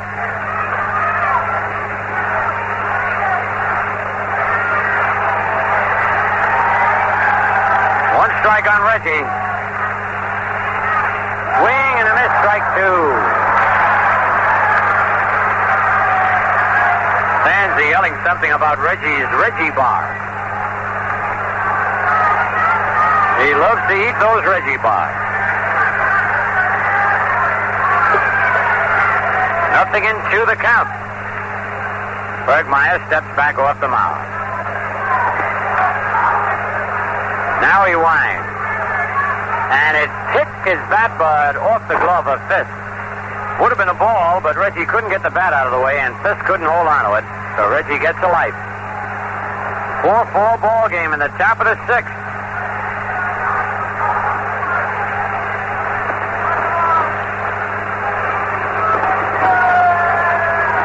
Bergmeyer winds. And the curve is strike 3 call. That's the strikeout pitch for Bergmeyer against left-hand pitchers. Left-hand hitters, rather. For the first time, I see Reggie arguing with the plate umpire. Reggie drops the bat. Now he picks it up. And Chambers will be the batter, and Reggie's still talking with Pen Kaiser.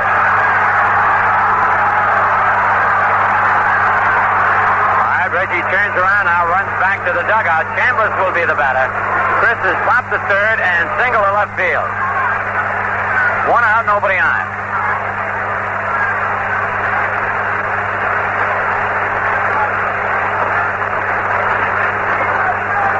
All right, the left-hander Tom Bergmeyer. And his curve swinging and miss, strike 1. And he is really keeping that in a beautiful spot. On the outside part of the plate. Greg Nettles on deck. The left-hander's next pitch. Fastball, line to left field, but Yastrzemski coming on. He's there. And there are 2 away. And now Greg Nettles. Greg fouled the 3rd and struck out. 4-4 ball game in the top of the 6th. On deck, Gary Thomason.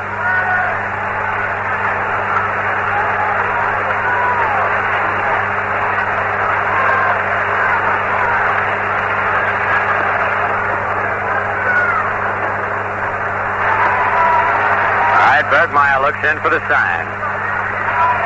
And the fastball brushes him back, ball 1.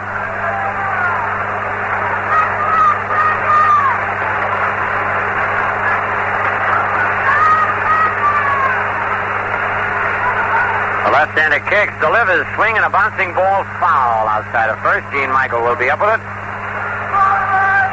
And flips it back to Bergmeyer. 1 ball, 1 strike. Yankees have had 3 base hits off Bergmeyer since he came on in the ball game.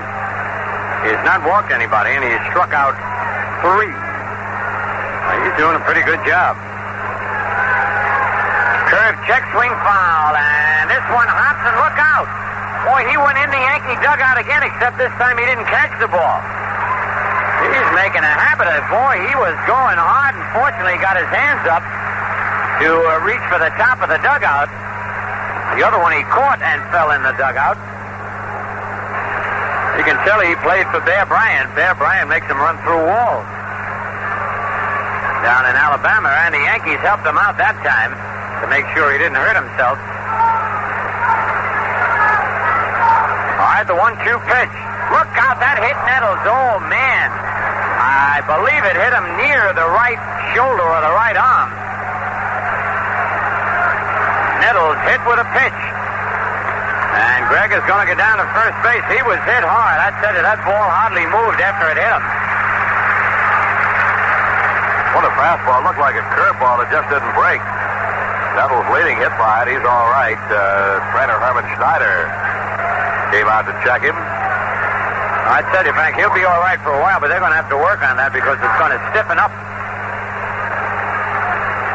Gary Thomason will be the batter. He popped to second, bounced into a fourth play, but got credit for a run batted in. That was that weird play with Jackson at third. He started to run in as though the squeeze were on, and Thomason swung at the ball. The Yankees got away with it. 4-4 the score in the top of the sixth. Pitch to Thomason. Curve in there, strike one call. So Louis Tiant started for the Red Sox, was knocked out after retiring 9 in a row. And Kenny Clay started for the Yankees, and he was knocked out. The kick and the curve, swing and a miss. Nothing into the count.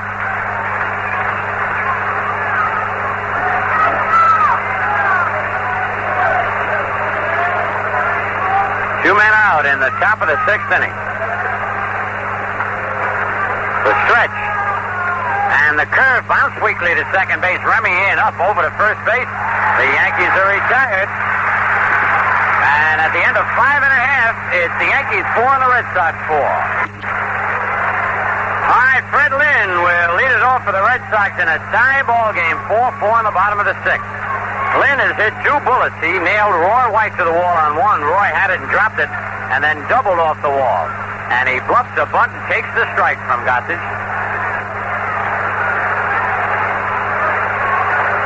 Yankees have made 2 errors. Lynn has been involved in both of them, Roy White and Willie Randolph. Foul back and out of play. Lynn scored on Willie Randolph. Throwing error. Right.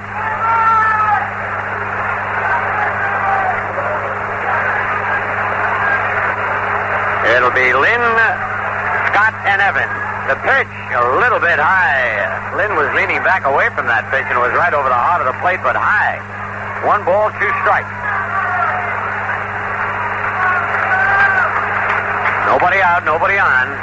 The kick and the pitch just missed 2-2.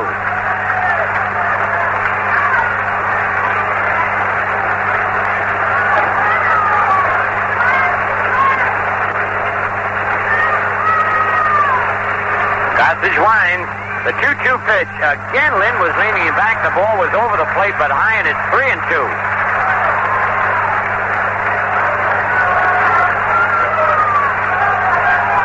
Gossage goes to the rosin bag. Munson is slowing him down out there now. He's ready. The payoff pitch. Ground ball. Back. No. Knocked down by Randolph. Picks it up and can't throw him out. Willie Randolph had the ball in his glove. It pops out. It goes for a base hit.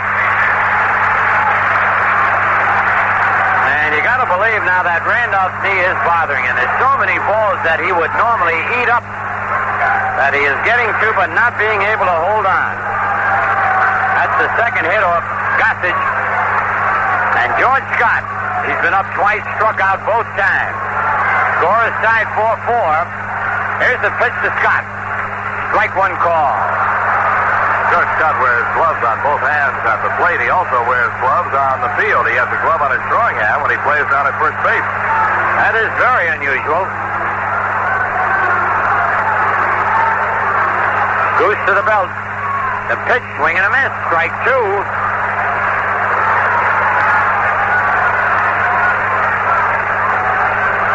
Red Sox have right-hander Bob Stanley throwing out of their bullpen. Bergmeyer may have told Zimmer he is getting a little tired. All right. A lot of those relief pitches are just in there for 2 or 3 innings. Here's the stretch. The pitch, a little bit high. 1 ball, 2 strikes.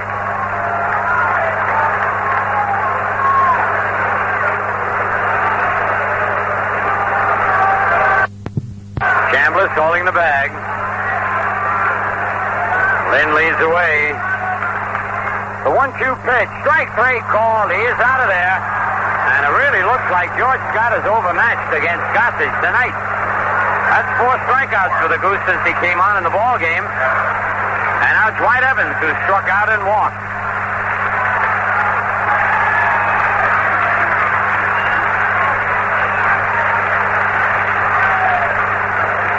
Evans getting a good hand for that tremendous throw that took the Yankees out of a possible big inning. First pitch to Evans, in there, strike 1 call. That throw by Evans certainly the biggest defensive play in the ball game up to this point. Absolutely, Frank. On deck, Butch Hobson. Throw to Oates. That's got to be one of the worst pickoff moves I've seen. Don't throw any more, Goot. He's not used to having anybody on base. Shabler just said the same thing. He almost balked, fell down, and almost threw it over Chandler's head. So Johnny Pesky says something to Lynn, and it could be that they might find a way to get a good running jump on Gossage out there. Here's the stretch. And the pitch is bunted, and Gossage can't get off the mound. That's a base hit. A beautiful bunt single by Dwight Evans. And that's another thing that Gossage has problem. He releases the ball, falls so hard towards first that it's hard for him to recover his balance. So a bunt single, runners at first and second, 1 out, score tied 4-4, and Butch Hobson the batter. Hobson bounced to short. He bounced into a force play, but that was a play when Willie Randolph threw it low in the dirt, and Chambliss couldn't come up with it, bounced into the seat. All right, 1 man out. Pitch to Hobson, swing and a miss, strike 1.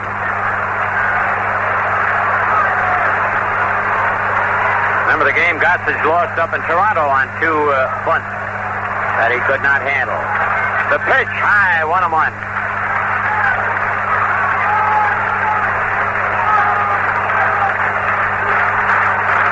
Evans at first, Lynn at second. The pitch, swing and a miss, strike 2. He actually foul-tipped it as Ken Kaiser gives the sign at home plate. Umpires give different signs for foul balls. They should really get together and do it all the same. Here's the set. The pitch, strike. Whoop. Little premature. He fouled it off back to the screen. Lucky to get a piece of that one. A lot of rooting going on for the Yankees. Well, they need it. 1 ball, 2 strikes, 1 out. Runners lead away. Gossage set. His pitch high and tight, 2-2.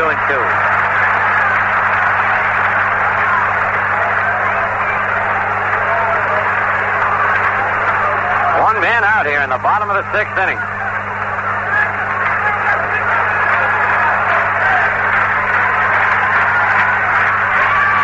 The pitch, deep to right field, but Jackson's got a beat on it. The runners are tagging up. Lynn will go to third. Evans starts and then comes back. So Butch Hobson got a hold of that one to the opposite field.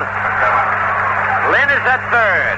Evans at first. And Rick Burleson the batter. Burleson doubled off the wall and scored.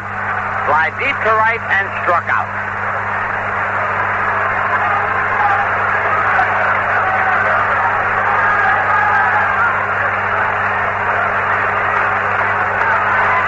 Burleson batting .243. 3 homers, 26 runs batted in.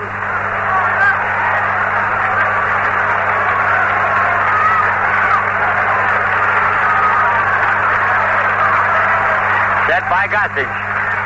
And the pitch, swing and a miss, strike 1. Tell you, Burleson was swinging before the ball left Gossage's hand that time. Nettles comes in to talk with him now.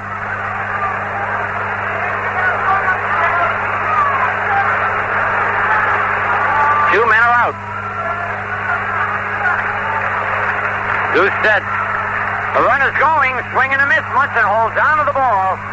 And there are 2 strikes. That's a stolen base for Dwight Evans. Stolen base, stolen base, stolen base. He only gets one, though. Runners at second and third with 2 outs. That's his set. The pitch. High fly. That should do it. Roy White cruising in under it. Roy is there and makes the catch. And Gossage out of the inning. No runs, 2 hits, no errors, 2 men left. End of 6. Yankees 4 and the Red Sox 4. The attendance was just announced here at Fenway Park, 33,163. A tie ball game, 4-4. And here with the play-by-play, Frank Messer. Okay, Fran Healy. Jim Spencer leads off the 7th for the Yankees. Spence has flied to center and struck out. He'll be followed by Fred Stanley and then Roy White against left-hander Tom Bergmeyer. Bob Stanley stays loose in the Boston bullpen, right-hander. Bergmeyer's pitch. Strike, knee-high, breaking ball. Bergmeyer has done an excellent job in relief. He relieved Tiant in the 4th inning after Tiant had given up 4 consecutive hits, including homers by Roy White and Thurman Munson. The next pitch, curveball held on the ground slowly to second. Charged by Remy. He's up with it. Throws to Scott in time. Spencer is retired, 1 away. And now 20 seconds for our local stations to identify themselves.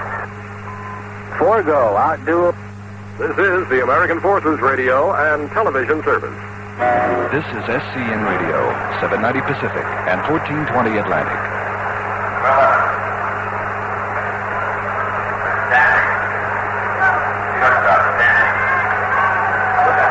Fred Stanley is batting for the first time. Came in to run for Bucky Dent in the 5th inning and was thrown out trying to go from first to third on a single by Roy White. He takes the pitch high and outside, ball 1. Bucky Dent, playing with an injured hamstring, came up lame again. Had to leave the ball game, so Stanley is in there. Fred is hitting .321. Bergmeyer's pitch, line to left field. Yastrzemski is after it and makes the catch. Stanley hit the ball solidly, lined it toward the left field corner, but Yastrzemski made the catch on the run. 2 down. And now Roy White. White homered, leading off the 4th inning to get the Yankees on the scoreboard. Then Roy singled to right field in the 5th. 2 for 3 in the ball game. A chance to homer switch inning. He's up there now right-handed. His home run came left-handed. He takes a curve inside. White hit his home run batting left-handed in the 4th off Louis Tiant. He's up there now right-handed against the southpaw Bergmeyer. The pitch on the way. Curve inside again. Frank joining the Red Sox bullpen, Bob Stanley and Bill Campbell, both right-handers. Campbell just starting. Bergmeyer. High is the sign from 5th. 2-0 pitch. Over the outside corner, strike call. 2-1. 5 times in his career, Roy White has hit home runs in the same ball game, batting right-handed and left-handed. Mickey Mantle did it 10 times in his career. Curveball is bounced slowly to the left side. Charged by Hobson. Good pickup. Throw. He's got in. A fine play by Butch Hobson, the third baseman. And the Yankees are retired in order at the end of 6 1/2. It's the Yankees 4 and the Red Sox 4. Jerry Remy leads off the bottom half of the 7th, left-hand hitter. Remy has grounded out, singled, and popped up. 1 for 3. Gossage pitch, bounced to first base. Charging Chandler has it right at the bag. Steps on first to make the play unassisted. So Remy is retired. He's a good man to keep off the bases. Frank, as hard as Gossage is throwing, the guy that might hurt him in this ballpark is a left-handed hitter because they will be behind at that fastball and they have the short left field fence. All right, Fran, here is Jim Rice. Rice has hit a sacrifice fly to drive in the first run of the ball game. Grounded into a 6-4-3 double play and bounced out to Chandler's unassisted. Gossage pitch inside off the mitt of Thurman Munson. They have described this Red Sox batting order here, Fran Healy, as 2 leadoff men and 7 cleanup hitters. I've got to think about that and think they're probably right. They certainly are. Burleson and Remy as leadoff hitters and everybody else the power man. Strike is called, and the count is 1-1 on Rice. Last time up, that was in the 5th inning. Phil Rizzuto thought Rice had one of the awfulest swings you'd ever want to see. Chopped the ball straight down. He foul tips this one in the mitt. 1 ball, 2 strikes. Rice with 22 home runs and 63 runs batted in. 1-2 deal. Struck him out swinging. Frank, the more Gossage throws, the harder he throws. He seems to get more confidence as he goes. He seems to get a better idea of the strike zone. That was his fifth strikeout as he got Rice on a high fastball. That was the 49th time this year Rice has struck out. The big three slinger who drives in so many runs, in so many homers. Rice will not strike out that often. Here's Yastrzemski, the number 4 hitter in the batting order, and he takes down low. Yaz has walked, doubled, and singled, and he has scored 1 run. The next pitch from Gossage on the outside corner. 1 ball, 1 strike. Early in Yastrzemski's career, he made his living hitting balls off that left field wall. As he got more experience, he started to pull the ball. He stands deep in the batter's box, takes a rip. It's a one-hop liner to Willie Randolph, who is up with it and throws him out to retire the side. An easy inning for Gossage, and at the end of 7, it's the Yankees 4, the Red Sox 4. Forgo outdueled the speedy Dr. Patches down the stretch to win the $25,000 allowance feature at Belmont Park by a neck Monday to mark his successful 1978 debut. The 8-year-old gelding, seeking to overtake Kelso in all-time money winnings this year, earned $15,000 for the victory and brought his own earnings to $1,938,000, which brings him to within about $39,000 of Kelso's record of $1,978,000. Under the handling of regular rider Willie Shoemaker and a light impost of 122 pounds, Forgo stayed close to the pace in the 7-furlong test as Gabe Benzor and Dr. Patches vied for the lead. On the far turn, Forgo made his decisive move and drew even with Dr. Patches as the field of 4 headed into the stretch. Dr. Patches, under the urging of Angel Cordero, held off Forgo's relentless drive briefly, but the big gelding strode past in the final yards to gain the win in his first start since last September 17th. Sent off as the 1-2 favored by the crowd of just over 18,000, Forgo returned 260 and 210 in completing the 7-furlong sprint in 1:21 3/5. That's slightly more than a second off the track record. Dr. Patches, who finished 7 lengths ahead of Gabe Benzor and Hey JP, returned 210. There was no show betting.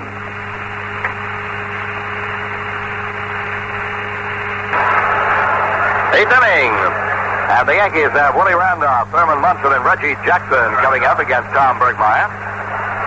Willie Randolph had an infield hit in the 4th inning and was on base when Thurman Munson homered. The Yankees got all 4 runs. They bunched them in the 4th inning. Bergmeyer straightens, kicks, and offers. Randolph swings and pops it up near home plate. Bergmeyer calling for it. Now the third baseman Hobson comes in to make the catch. Bergmeyer was there wondering if anybody else was going to help out, and Hobson made the catch. Bergmeyer, a very good athlete, at one time played the outfield in the minor leagues. Frank, at one time Bergmeyer was just a fastball pitcher. Then he came up with this breaking ball. He's more effective against left-handed batters now. He's been around the major leagues for 10 years with the California Angels and went to Kansas City in the expansion draft. Minnesota Twins. Now here in Boston. His 4th major league club, all in the American League. Very good athlete. I mean, he's a pretty good boxer at one time. I don't know about that. I heard that. Munson wants the baseball examined as usual, and this time, plate umpire Ken Kaiser is going to throw it out of play. Hey, Munson says, see there, I told you something wrong with that ball. Munson was, Gossage was probably using that ball while it was dirty. Munson seen it, kept it in play until he batted. Then get it out of here. Well, Munson hit his 4th home run of the year back in the 4th inning. The pitch to him, high outside. Roy White opened the 4th with a home run. Randolph got an infield hit. Munson homered. Reggie Jackson doubled. And Jackson eventually scored on Gary Thomas's ground out. Swing and a foul off the shin guards of the catcher. 1 ball, 1 strike. Very strange play when Jackson scored. He was on third base. Chambliss was on first. And with 1 out, Jackson broke for the plate. Thomason evidently did not see the squeeze sign, if there was one. Swung away and bounced the ball to first. He got enough wood on it, though, to get Jackson in, and Thomason beat the play at first as Chambliss was thrown out on the 4th. Munson takes high. 2 balls and 1 strike. We're in the 8th inning, tied up 4-4 here at Fenway Park. The Yankees have 8 hits, the Red Sox have 7. Bergmeyer straightens up 2-1 to Munson. Hopped up in the shallow left field. Coming in for it, Yastrzemski. Back goes Burleson, and the shortstop Burleson makes the catch. 2 out. Now Bergmeyer has retired 7 men in a row since hitting Greg Nettles with a pitch in the 6th inning. With Bergmeyer relief following Reggie Jackson's double in the 4th, he has allowed only 3 base hits. He has struck out 3, and he's hit a batter. He has not walked anybody, giving the Red Sox a good job of long relief. He relieved Piot after 4 consecutive hits by the Yankees in the 4th. He'll pitch now to Reggie. Fastball inside. Jackson slide to left in the 2nd, doubled in the 4th and scored a run and struck out in the 6th. Lefty against lefty, and the curve is down low at the plate but downstairs. 2 balls and no strikes to Jackson. Out of right field, White Evans plays him straight away. Len and center shades toward right, and the left fielder Yastrzemski is well over toward center. The pitch coming, low outside breaking ball, and it's 3-0. Don Gullett will have the baseball for the Yankees tomorrow night at 7:30, and Mike Torres, a Yankee last year, will pitch for Boston.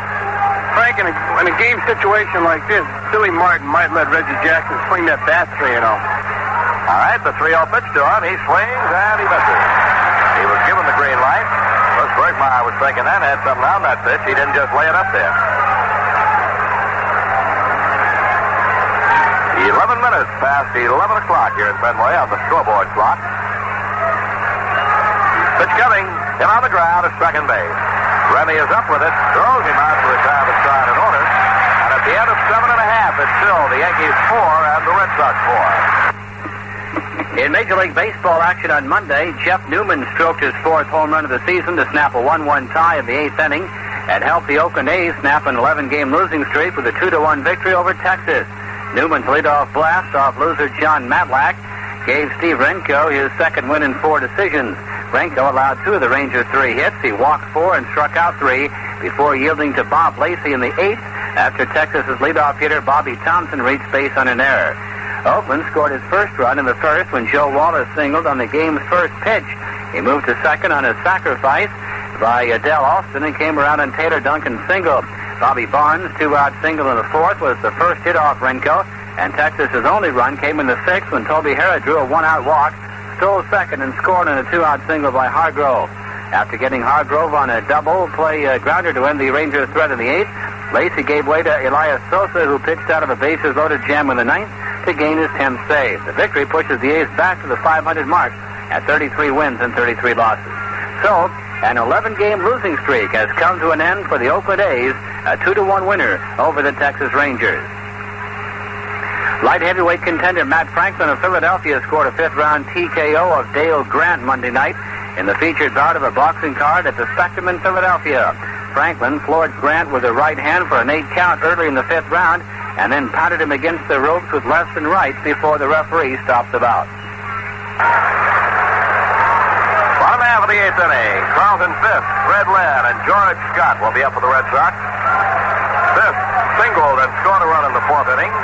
He's also grounded out and struck out, batted in a run, so he's been a big bat for the Red Sox. With a run scored and a run batted in a 4-4 ball game. Right-hand hitter, Goose Gussage, relieved Ken Clay in the 4th inning after 3 consecutive Red Sox hits. And the pitch is up under his chin, and Fisk goes down.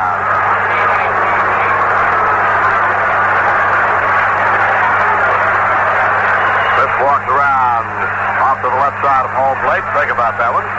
You would tend not to dig in after that pitch. I tend to go back to the dugout. Say there's 1 out. So Fred Lynn, you go up there.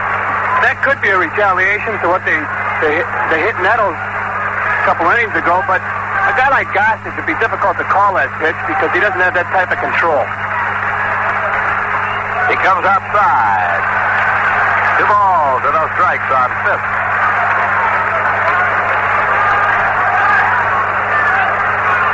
Fisk has stepped out. Now back in again. Guthridge with the ball in the right hand behind his hip. Looks down to Munson, gets the fastball side and deals it. Strike at the knees. Just stepped across the plate as if trying to catch Kaiser. That pitch was outside. 2 balls and a strike on him. Pitch on the way. Hit deep to left center field. This one may be off the wall, and it is over the head of Thomason off the wall in play. White picks it up, throws back in, and Fisk is in standing with a double.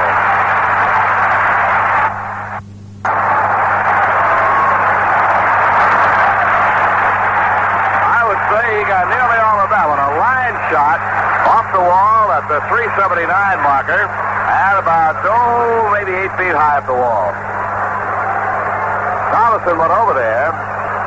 Ball was reachable, but it was so hard hit. Thomason reached up for it and could not find it. A solid double by Fisk, and the Red Sox have the go-ahead run at second, nobody out. Fred Lynn, the batter. He's been on base 3 times. They're going to walk him. Walk with the left-hand hitter, pitch to Scott.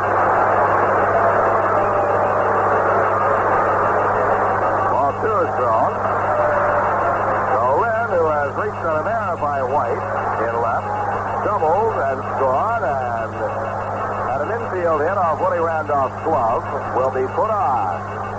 Play the percentages and pitch to the right-hand batter, George Scott.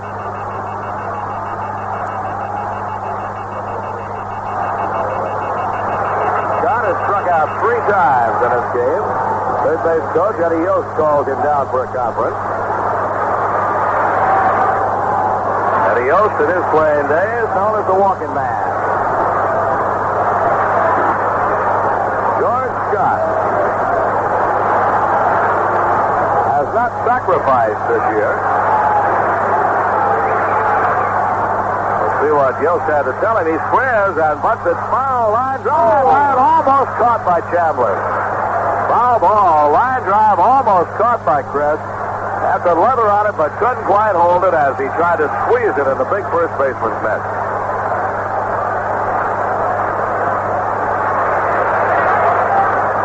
Chris made a dive for it, made an excellent try.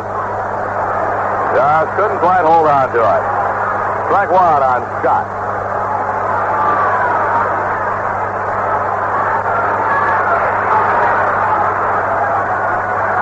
Next pitch, he's swinging away, rips one up the middle, base hit. Here comes Fisk. He'll score. Thomason's throw comes into the left side. Holding Lynn at second. The Red Sox lead 5-4.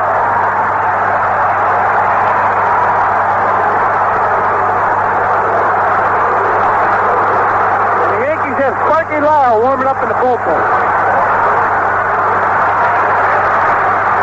Well, Scott comes through after striking out 3 times. Gets a clutch hit. Driving in Fisk with the go-ahead run. Lynn at second, Scott at first, nobody out, and Dwight Evans the batter.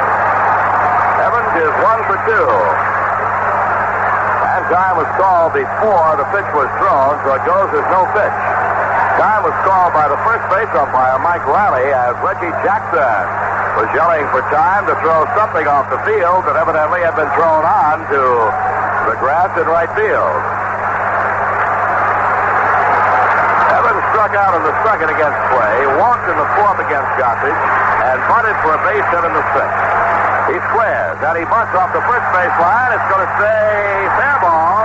Gambler shields it at the bag and retires Evans. Just let the ball roll to see if it would kick foul. It stayed fair, and Evans will be credited with a sacrifice, 3 unassisted, and he moves the runners up. Lynn to third, Scott to second.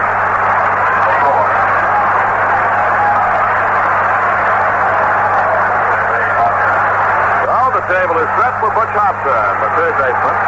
Hobson has grounded out to short, grounded out to third, and fly deep to right field. Pitch to him on the inside corner, strike 1. Frank Gossage has to throw from the stretch because a free swinger like Hobson might bunt the ball, try to squeeze the runner home. And the next pitch, down low. The infield is in tight. The outfield is spread out and deep. Infield ringing the grass. 1-1 delivery. High in sight. 2 balls and a strike to Hobson. Here's where Gossage needs to strike out if he can get it. Red Sox lead by 1 with runners at second and third, 1 out. The on-deck batter, Burleson. Here's the 2-1 pitch. Ball 3, low, 3-1.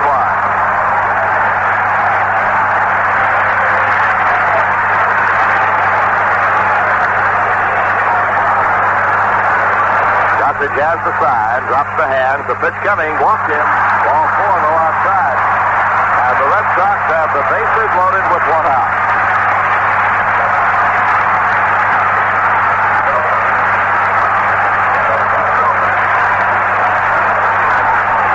That is the third walk given up by Gossage.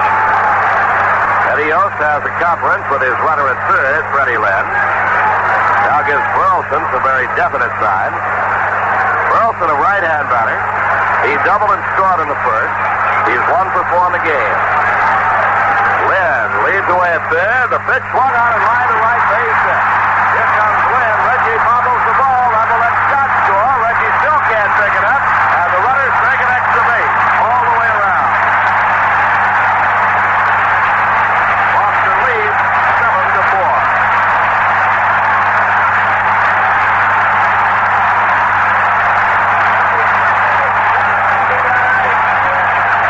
A single 1-run batted in, and Reggie Jackson is charged with the Yankees' third error of the ball game.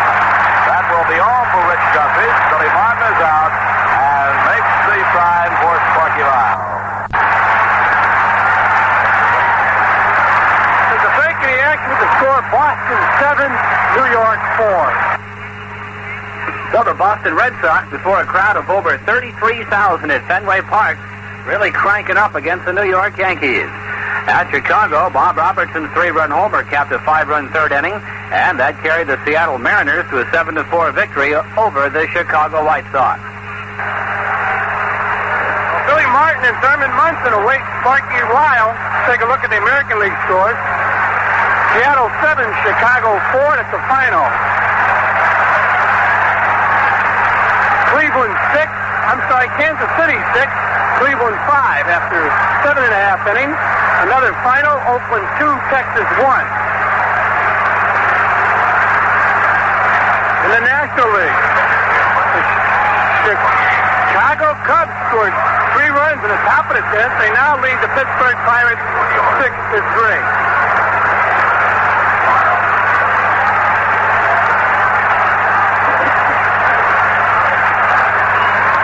Right here, Boston 7, New York 4. Sparky Lyle coming out in relief of Rich Gossage. Well, the Yankees, Fran Healy, apparently been uptight in this ball game. They've committed 3 errors. 2 of the errors have cost runs. Those are physical errors that go on the column. A base running error by Fred Stanley cost what could have been an inning for the Yankees. So you cannot afford to give runs away. It's hard enough to beat the Red Sox without giving anything away here at Fenway especially. And the errors have been a factor in the ballgame. Of course, Rich Gossage has pitched 4 1/3 innings tonight, and I've got to believe he's lost for tomorrow night and possibly Wednesday night's ball game also. We have talked about that. In fact, Gossage volunteered the information on an interview earlier this year that when he pitches as hard as he throws, when he pitches one night, he cannot come back the next night. And he very seldom mixes in an off-speed pitch, so it's very taxing on the arm. Difference Gossage and a Lyle. Sparky Lyle throws a hard slider, but he can come out 2, 3, maybe 4 nights in a row for you if he doesn't throw too many.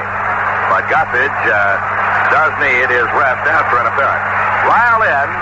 The Yankees bring the infield in tight. The pitch to Jerry Remy is lined out into right center field. That's going to be a base hit. And 2 more runs. Jackson bobbles the ball. Cannot pick it up. Falls down.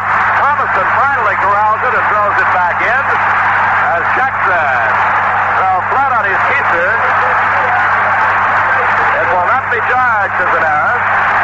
It will be a double and 2 runs batted in. And now Boston leads 9-4.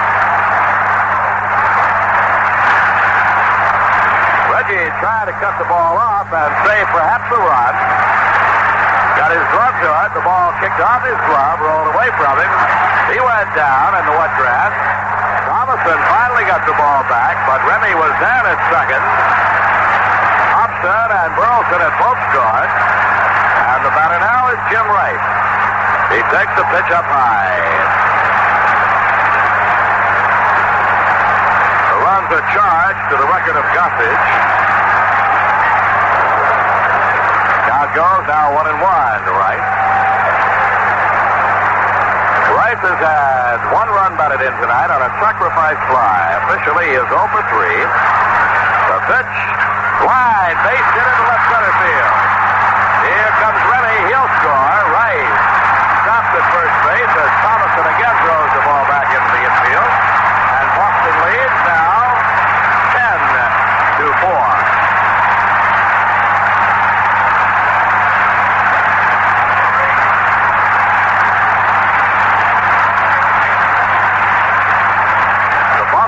Sox have now batted around as Yastrzemski becomes the ninth hitter here in the eighth inning.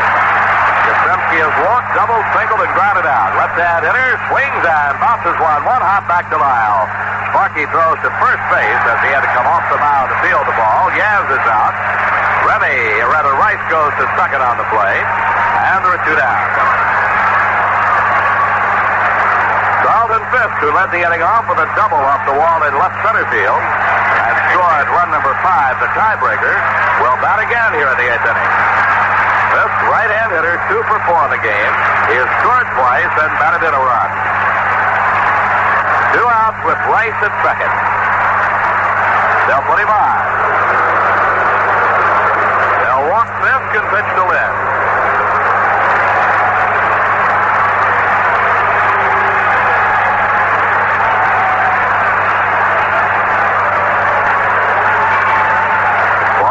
Been thrown and ball 4 coming on.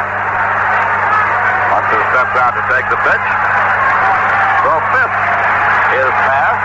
Runners at first and second, 2 outs, and Fred Lynn the batter. Lynn has been on base 4 times, reaching on a drop fly ball by Roy White for an error, a double, an infield single, and an intentional walk. He has scored twice. Lyle kicks and fires down low with a slider. Ball 1.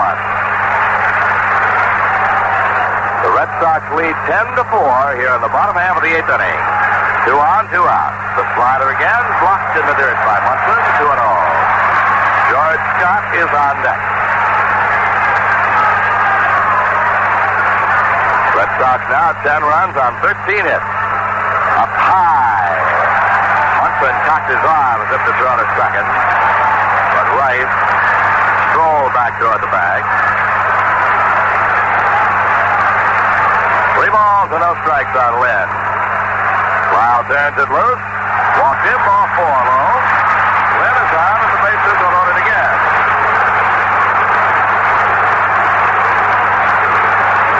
In addition to the Red Sox 13 hits, they have received 6 walks, and the Yankees have committed 3 errors. George got up with the bases loaded and 2 outs. Rice at third, Fisk at second, Lynn at first. Scott fouls one back. It was the Boomer who got the tie-breaking run in here in the eighth inning with a solid single to center field. He delivered Carlton Fisk from second base. He is 1 for 4 in the game. The next pitch, swung on and missed. 2 balls and 2 strikes on George Scott. First 3 times up tonight, Scott struck out. Then he got a key single to drive it around. He eventually scored a run here in the inning. Sox have scored 6 times here in the eighth inning.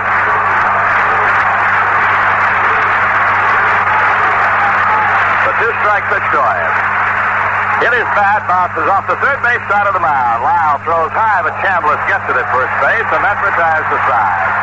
The Red Sox send 12 men up, and at the end of 8, the score is Boston 10, the Yankees 4. Chicago Cubs pitcher Rick Russell has a strain in his right elbow. and should rest for 3 or 4 days. That word from club physicians Clinton Compreri and Jake Suker. Ruscio, troubled by a strained tendon in his elbow in early May, left the Cubs in Houston to return to Chicago for an examination of the elbow. According to the doctors, Ruscio should be able to warm up on the sidelines Thursday or Friday and possibly could start in Philadelphia on Sunday. The list of entries for Sunday's Pocono 500-mile race has reached 45, including 4 former winners of the event and 6 rookies. The drivers' schedules call for practice on Tuesday and Wednesday at Pocono Raceway, with qualifying for the 33 race positions on Thursday. Carburation tests, the final step for the starters, will be held Friday. Former winners of the Schaefer-sponsored race who will be on the qualifying Grove, 2-time champion A.J. Foyt, Tom Sneva, Al Unser, and Johnny Rutherford. All but Sneva have also won the prestigious Indianapolis 500. Rookie entrants include Tom Bagley, Larry Rice, Roger Rager, Bobby Jones, Phil Freshley, and Cliff Huckel. Rice was the co-rookie of the year at Indy for 1978. So the next stop on the championship trail, the Pocono 500 at Mount Pocono, Pennsylvania. Doubles by Larry Bittner, Manny Trio, plus a pair of Pittsburgh errors, key to 3-run 10th inning that lifted the Chicago Cubs to a 6-4 victory over the Pirates. Once again, 6 runs in this ballpark is not out of reach. No, nothing in this park is out of reach, except the top of the wall in left field. There's 4 in 1/3 inning, 7 hits, 5 runs. Chambliss, 1 for 3, leads it off. 5, he walked 3, 1 and 2. Bergmeyer and Gottfried are the pitchers of record. Bergmeyer has allowed the Yankees 3 hits since relieving in the 4th inning. Left-hander kicks and delivers. A curve is swung on a miss. Fans realizing that 6-run leads disappeared quickly here. Not too many of them have left the ballpark. The 0-1 deal. Strike 2 call. Fastball. And it's 2 strikes on Chambliss. Greg Nettles and then Gary Thomason. The 0-2 pitch. Hit on the ground to second base. Remy has a 2-hopper. Throws to first, 1 down. Bergmeyer's retired 8 men in a row. Greg Nettles was the last Yankee to reach base, and he reached the hard way, hit by a pitch in the 6th inning.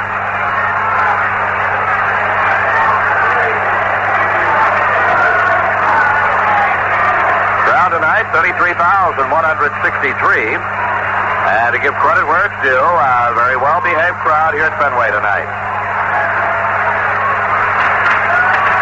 Say that, and Nettles is almost hit again by the pitch. Greg is mad. Greg Nettles is upset. He is mad.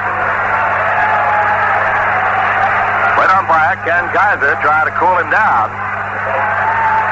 I think for just a little bit, Nettles would have... like take a swing at somebody. He is really mad. Hit by a pitch his last time up and almost hit by this one. Now he steps back in. Bergmeyer winds and offers. Swing and a miss on a breaking ball. 1 ball, 1 strike. Cliff Johnson has come out on deck to bat for Gary Thomason. Bergmeyer's 1-1 delivery. Curveball hit on the ground, right side. Knocked down by Scott, but he won't have a play, and Nettles is on. Base hit for Greg Nettles. Well, the Yankees collect their 8th hit of the ball game. Frank, since Bergmeyer came on, he's been throwing a fastball in very effectively, and the breaking ball keeping it away and down. Gene Michael, the Yankee first base coach, is talking to Greg. Nettles still burning mad over being hit by a pitch and then almost hit again his next time up. He is steamed. And I'm sure he's not real happy about being 6 runs down right now. No, that's very true. A fierce competitor. Cliff Johnson will bat for Gary Thomason. Lou Piniella comes out on deck. And the pitch taken high, an off-speed pitch. Cliff Johnson is batting .202 with 3 home runs and 12 runs batted in. The Bo Sox lead 10-4 here in the top of the ninth. Nettles at first, 1 out. Gary Thomason in this game was 0 for 3 with an RBI. Flip takes down low. 2 balls and no strikes. Frank right-hander Bob Stanley in the Red Sox bullpen. Red Sox have not had to call on Bill Campbell tonight. The pitch to Cliff. Swing and a miss. Lou Piniella is out to bat for Jim Spencer. 1 out. Nettles down at first base.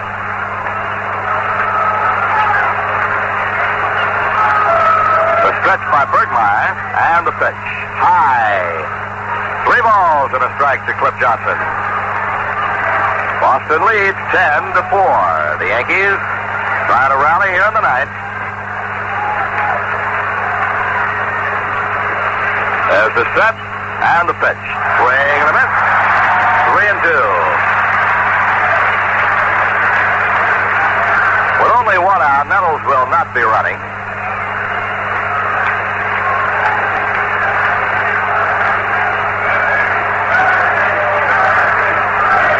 Start chanting Bergie for Bergmeyer. 3-2 pitch. Low and in. Ball 4. Johnson walks and the Yankees are still alive with runners at first and second. 1 out and Lou Piniella coming to bat.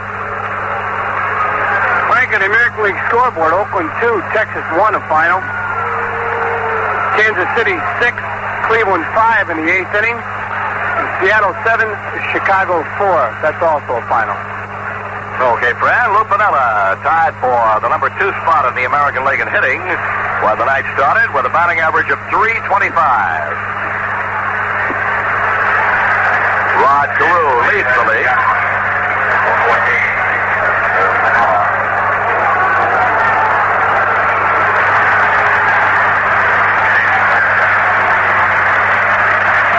Don Ziller goes to the mound. He's going to bring Bob Stanley into the ball game. That will be all for Bergmeyer as Zimmer goes to the mound and a standing ovation for the Boston left-hander Bergmeyer. There's a break in the action with the score Boston 10, New York 4. Doubles by Larry Bittner and Manny Trio, plus a pair of Pittsburgh errors, key to 3-run 10th-inning rally that lifted the Chicago Cubs to a 6-4 victory over the Pirates. The victory, which went to reliever Bruce Sutter, increased the first-place Cubs lead to 3 games over idle Philadelphia. Tomorrow night, the game will start at 7:30 here at Fenway Park. On the mound for the New York Yankees, left-hander Don Gullett. And for the Boston Red Sox, right-hander Mike Torres.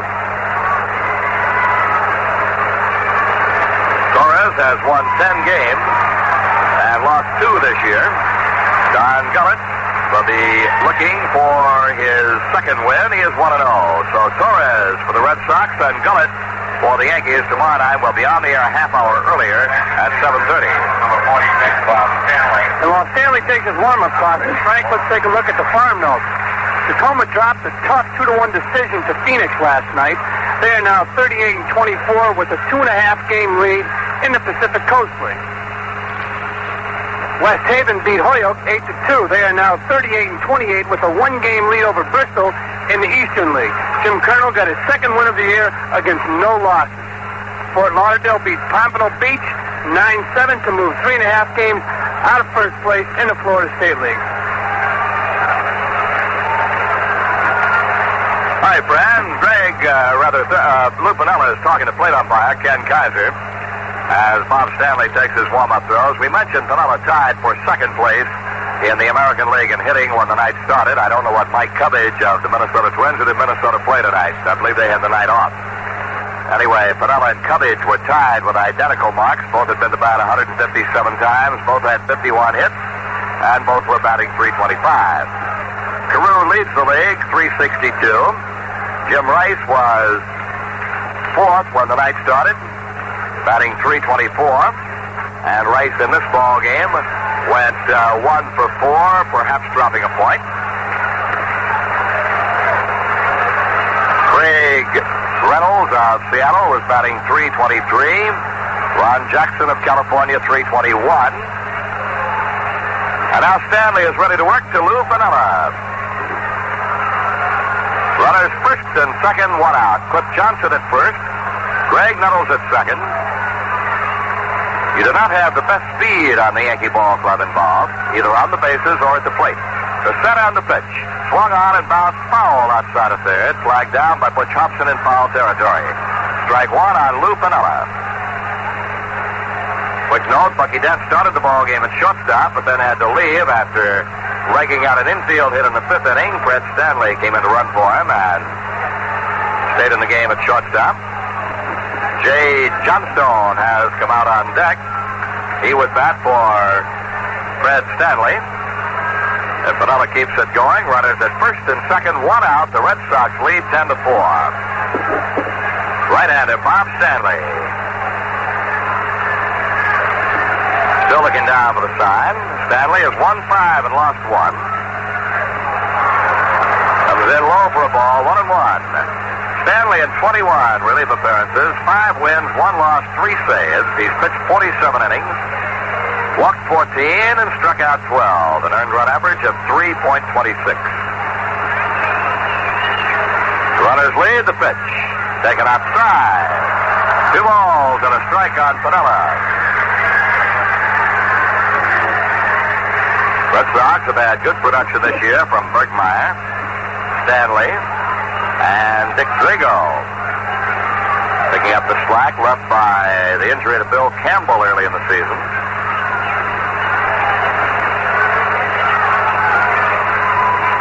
Here's the pitch. Outside. Ball 3, 3-1. Red Sox bullpen has saved 14 games. Bergmeyer 3, Bill Campbell only 2. Dick Drago leads with 6, and Bob Stanley has 3 saves. Boston leads 10-4. Runners first and second, 1 out. The pitch. Piniella hits it through the left side. Base hit into left field. Nuttles is stopped at third. And the Yankees have the bases loaded. And the Red Sox have Bill Campbell loosening up in the bullpen. Piniella jumped on that pitch. Ripped it through the left side into left field. Taking no chances. Dick Hauser flagged Greg Nuttles down at third, and well, he did. Yastrzemski charged the ball well in left field. Fielded it cleanly and came up with a throwback to the infield. So the bases are loaded.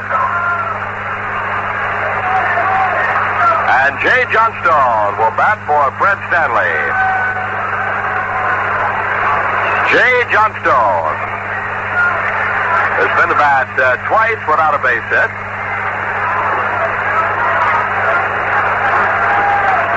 Yankees acquired Jay Johnstone just before the trading deadline in the Ronnie Eastwick deal. Stanley will work off the set position with the bases loaded and 1 away. Johnstone, left-hand batter, fairly deep in the box, down on the end of the bat handle, and the pitch. Outside, ball 1.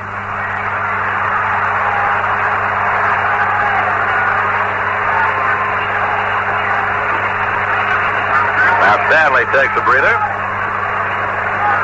The Red Sox lead 10-4. The Yankees are trying to fight back here in the ninth. The pitch. Strike over the outside corner. 1 ball, 1 strike. Jay Johnstone is a New Englander from Manchester, Connecticut. Full windup now, the pitch. Hit on the ground, first base side, foul ball. Scott got to it in foul territory. The count is 1 ball, 2 strikes on Jay Johnstone. Johnstone, a veteran of 12 years in the major leagues. He has played with the California Angels, the Chicago White Sox, the Oakland A's, and the Philadelphia Phillies before the Yankees. Full windup now, and the 1-2 pitch. Line foul outside of first. Johnstone got around well, ripped it, but bowled it foul.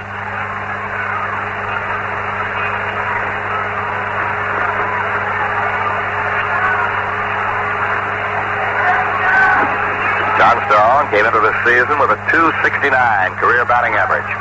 The 1-2 pitch from Stanley. Checked his swing and it's low. 2 balls and 2 strikes. Johnstone committed himself and then held the bat back. 2-2 count. Boston leads 10-4. The Yankees have the bases loaded with one out. Stanley winds. Right-hander's pitch. Popped up.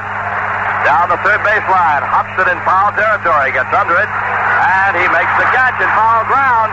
And Nettles way off the line. Down the line from third. Scampered back. I don't know what Greg was doing there. Greg Nettles, one of the few times you'll see Nettles make a mistake like that. It raced way down the line from third. Hobson caught the ball in foul territory, and Nettles got by him going back. Frank, I'm sure he forgot the out. Must have. And I'm sure he's concerned about being hit once by Bergmeyer and knocked down. The pitcher, Stanley, was over there screaming. Now his third baseman catch the ball for the double play because Nettles had really passed the third baseman Hobson down the line toward home plate. But suddenly Greg realized his mistake and eluded the attempted tag by the third baseman Hobson going back. Roy White now with the bases loaded, 2 down. Roy is 2 for 4, single and a homer. He swings on the first pitch and fouls it back over the roof. We're in the top of the ninth. The Red Sox lead 10-4. The Yankees have the bases loaded with 2 outs. Nettles at third. Johnson at second. Bases loaded. Pannell at first. The pitch is low. 1 ball, 1 strike.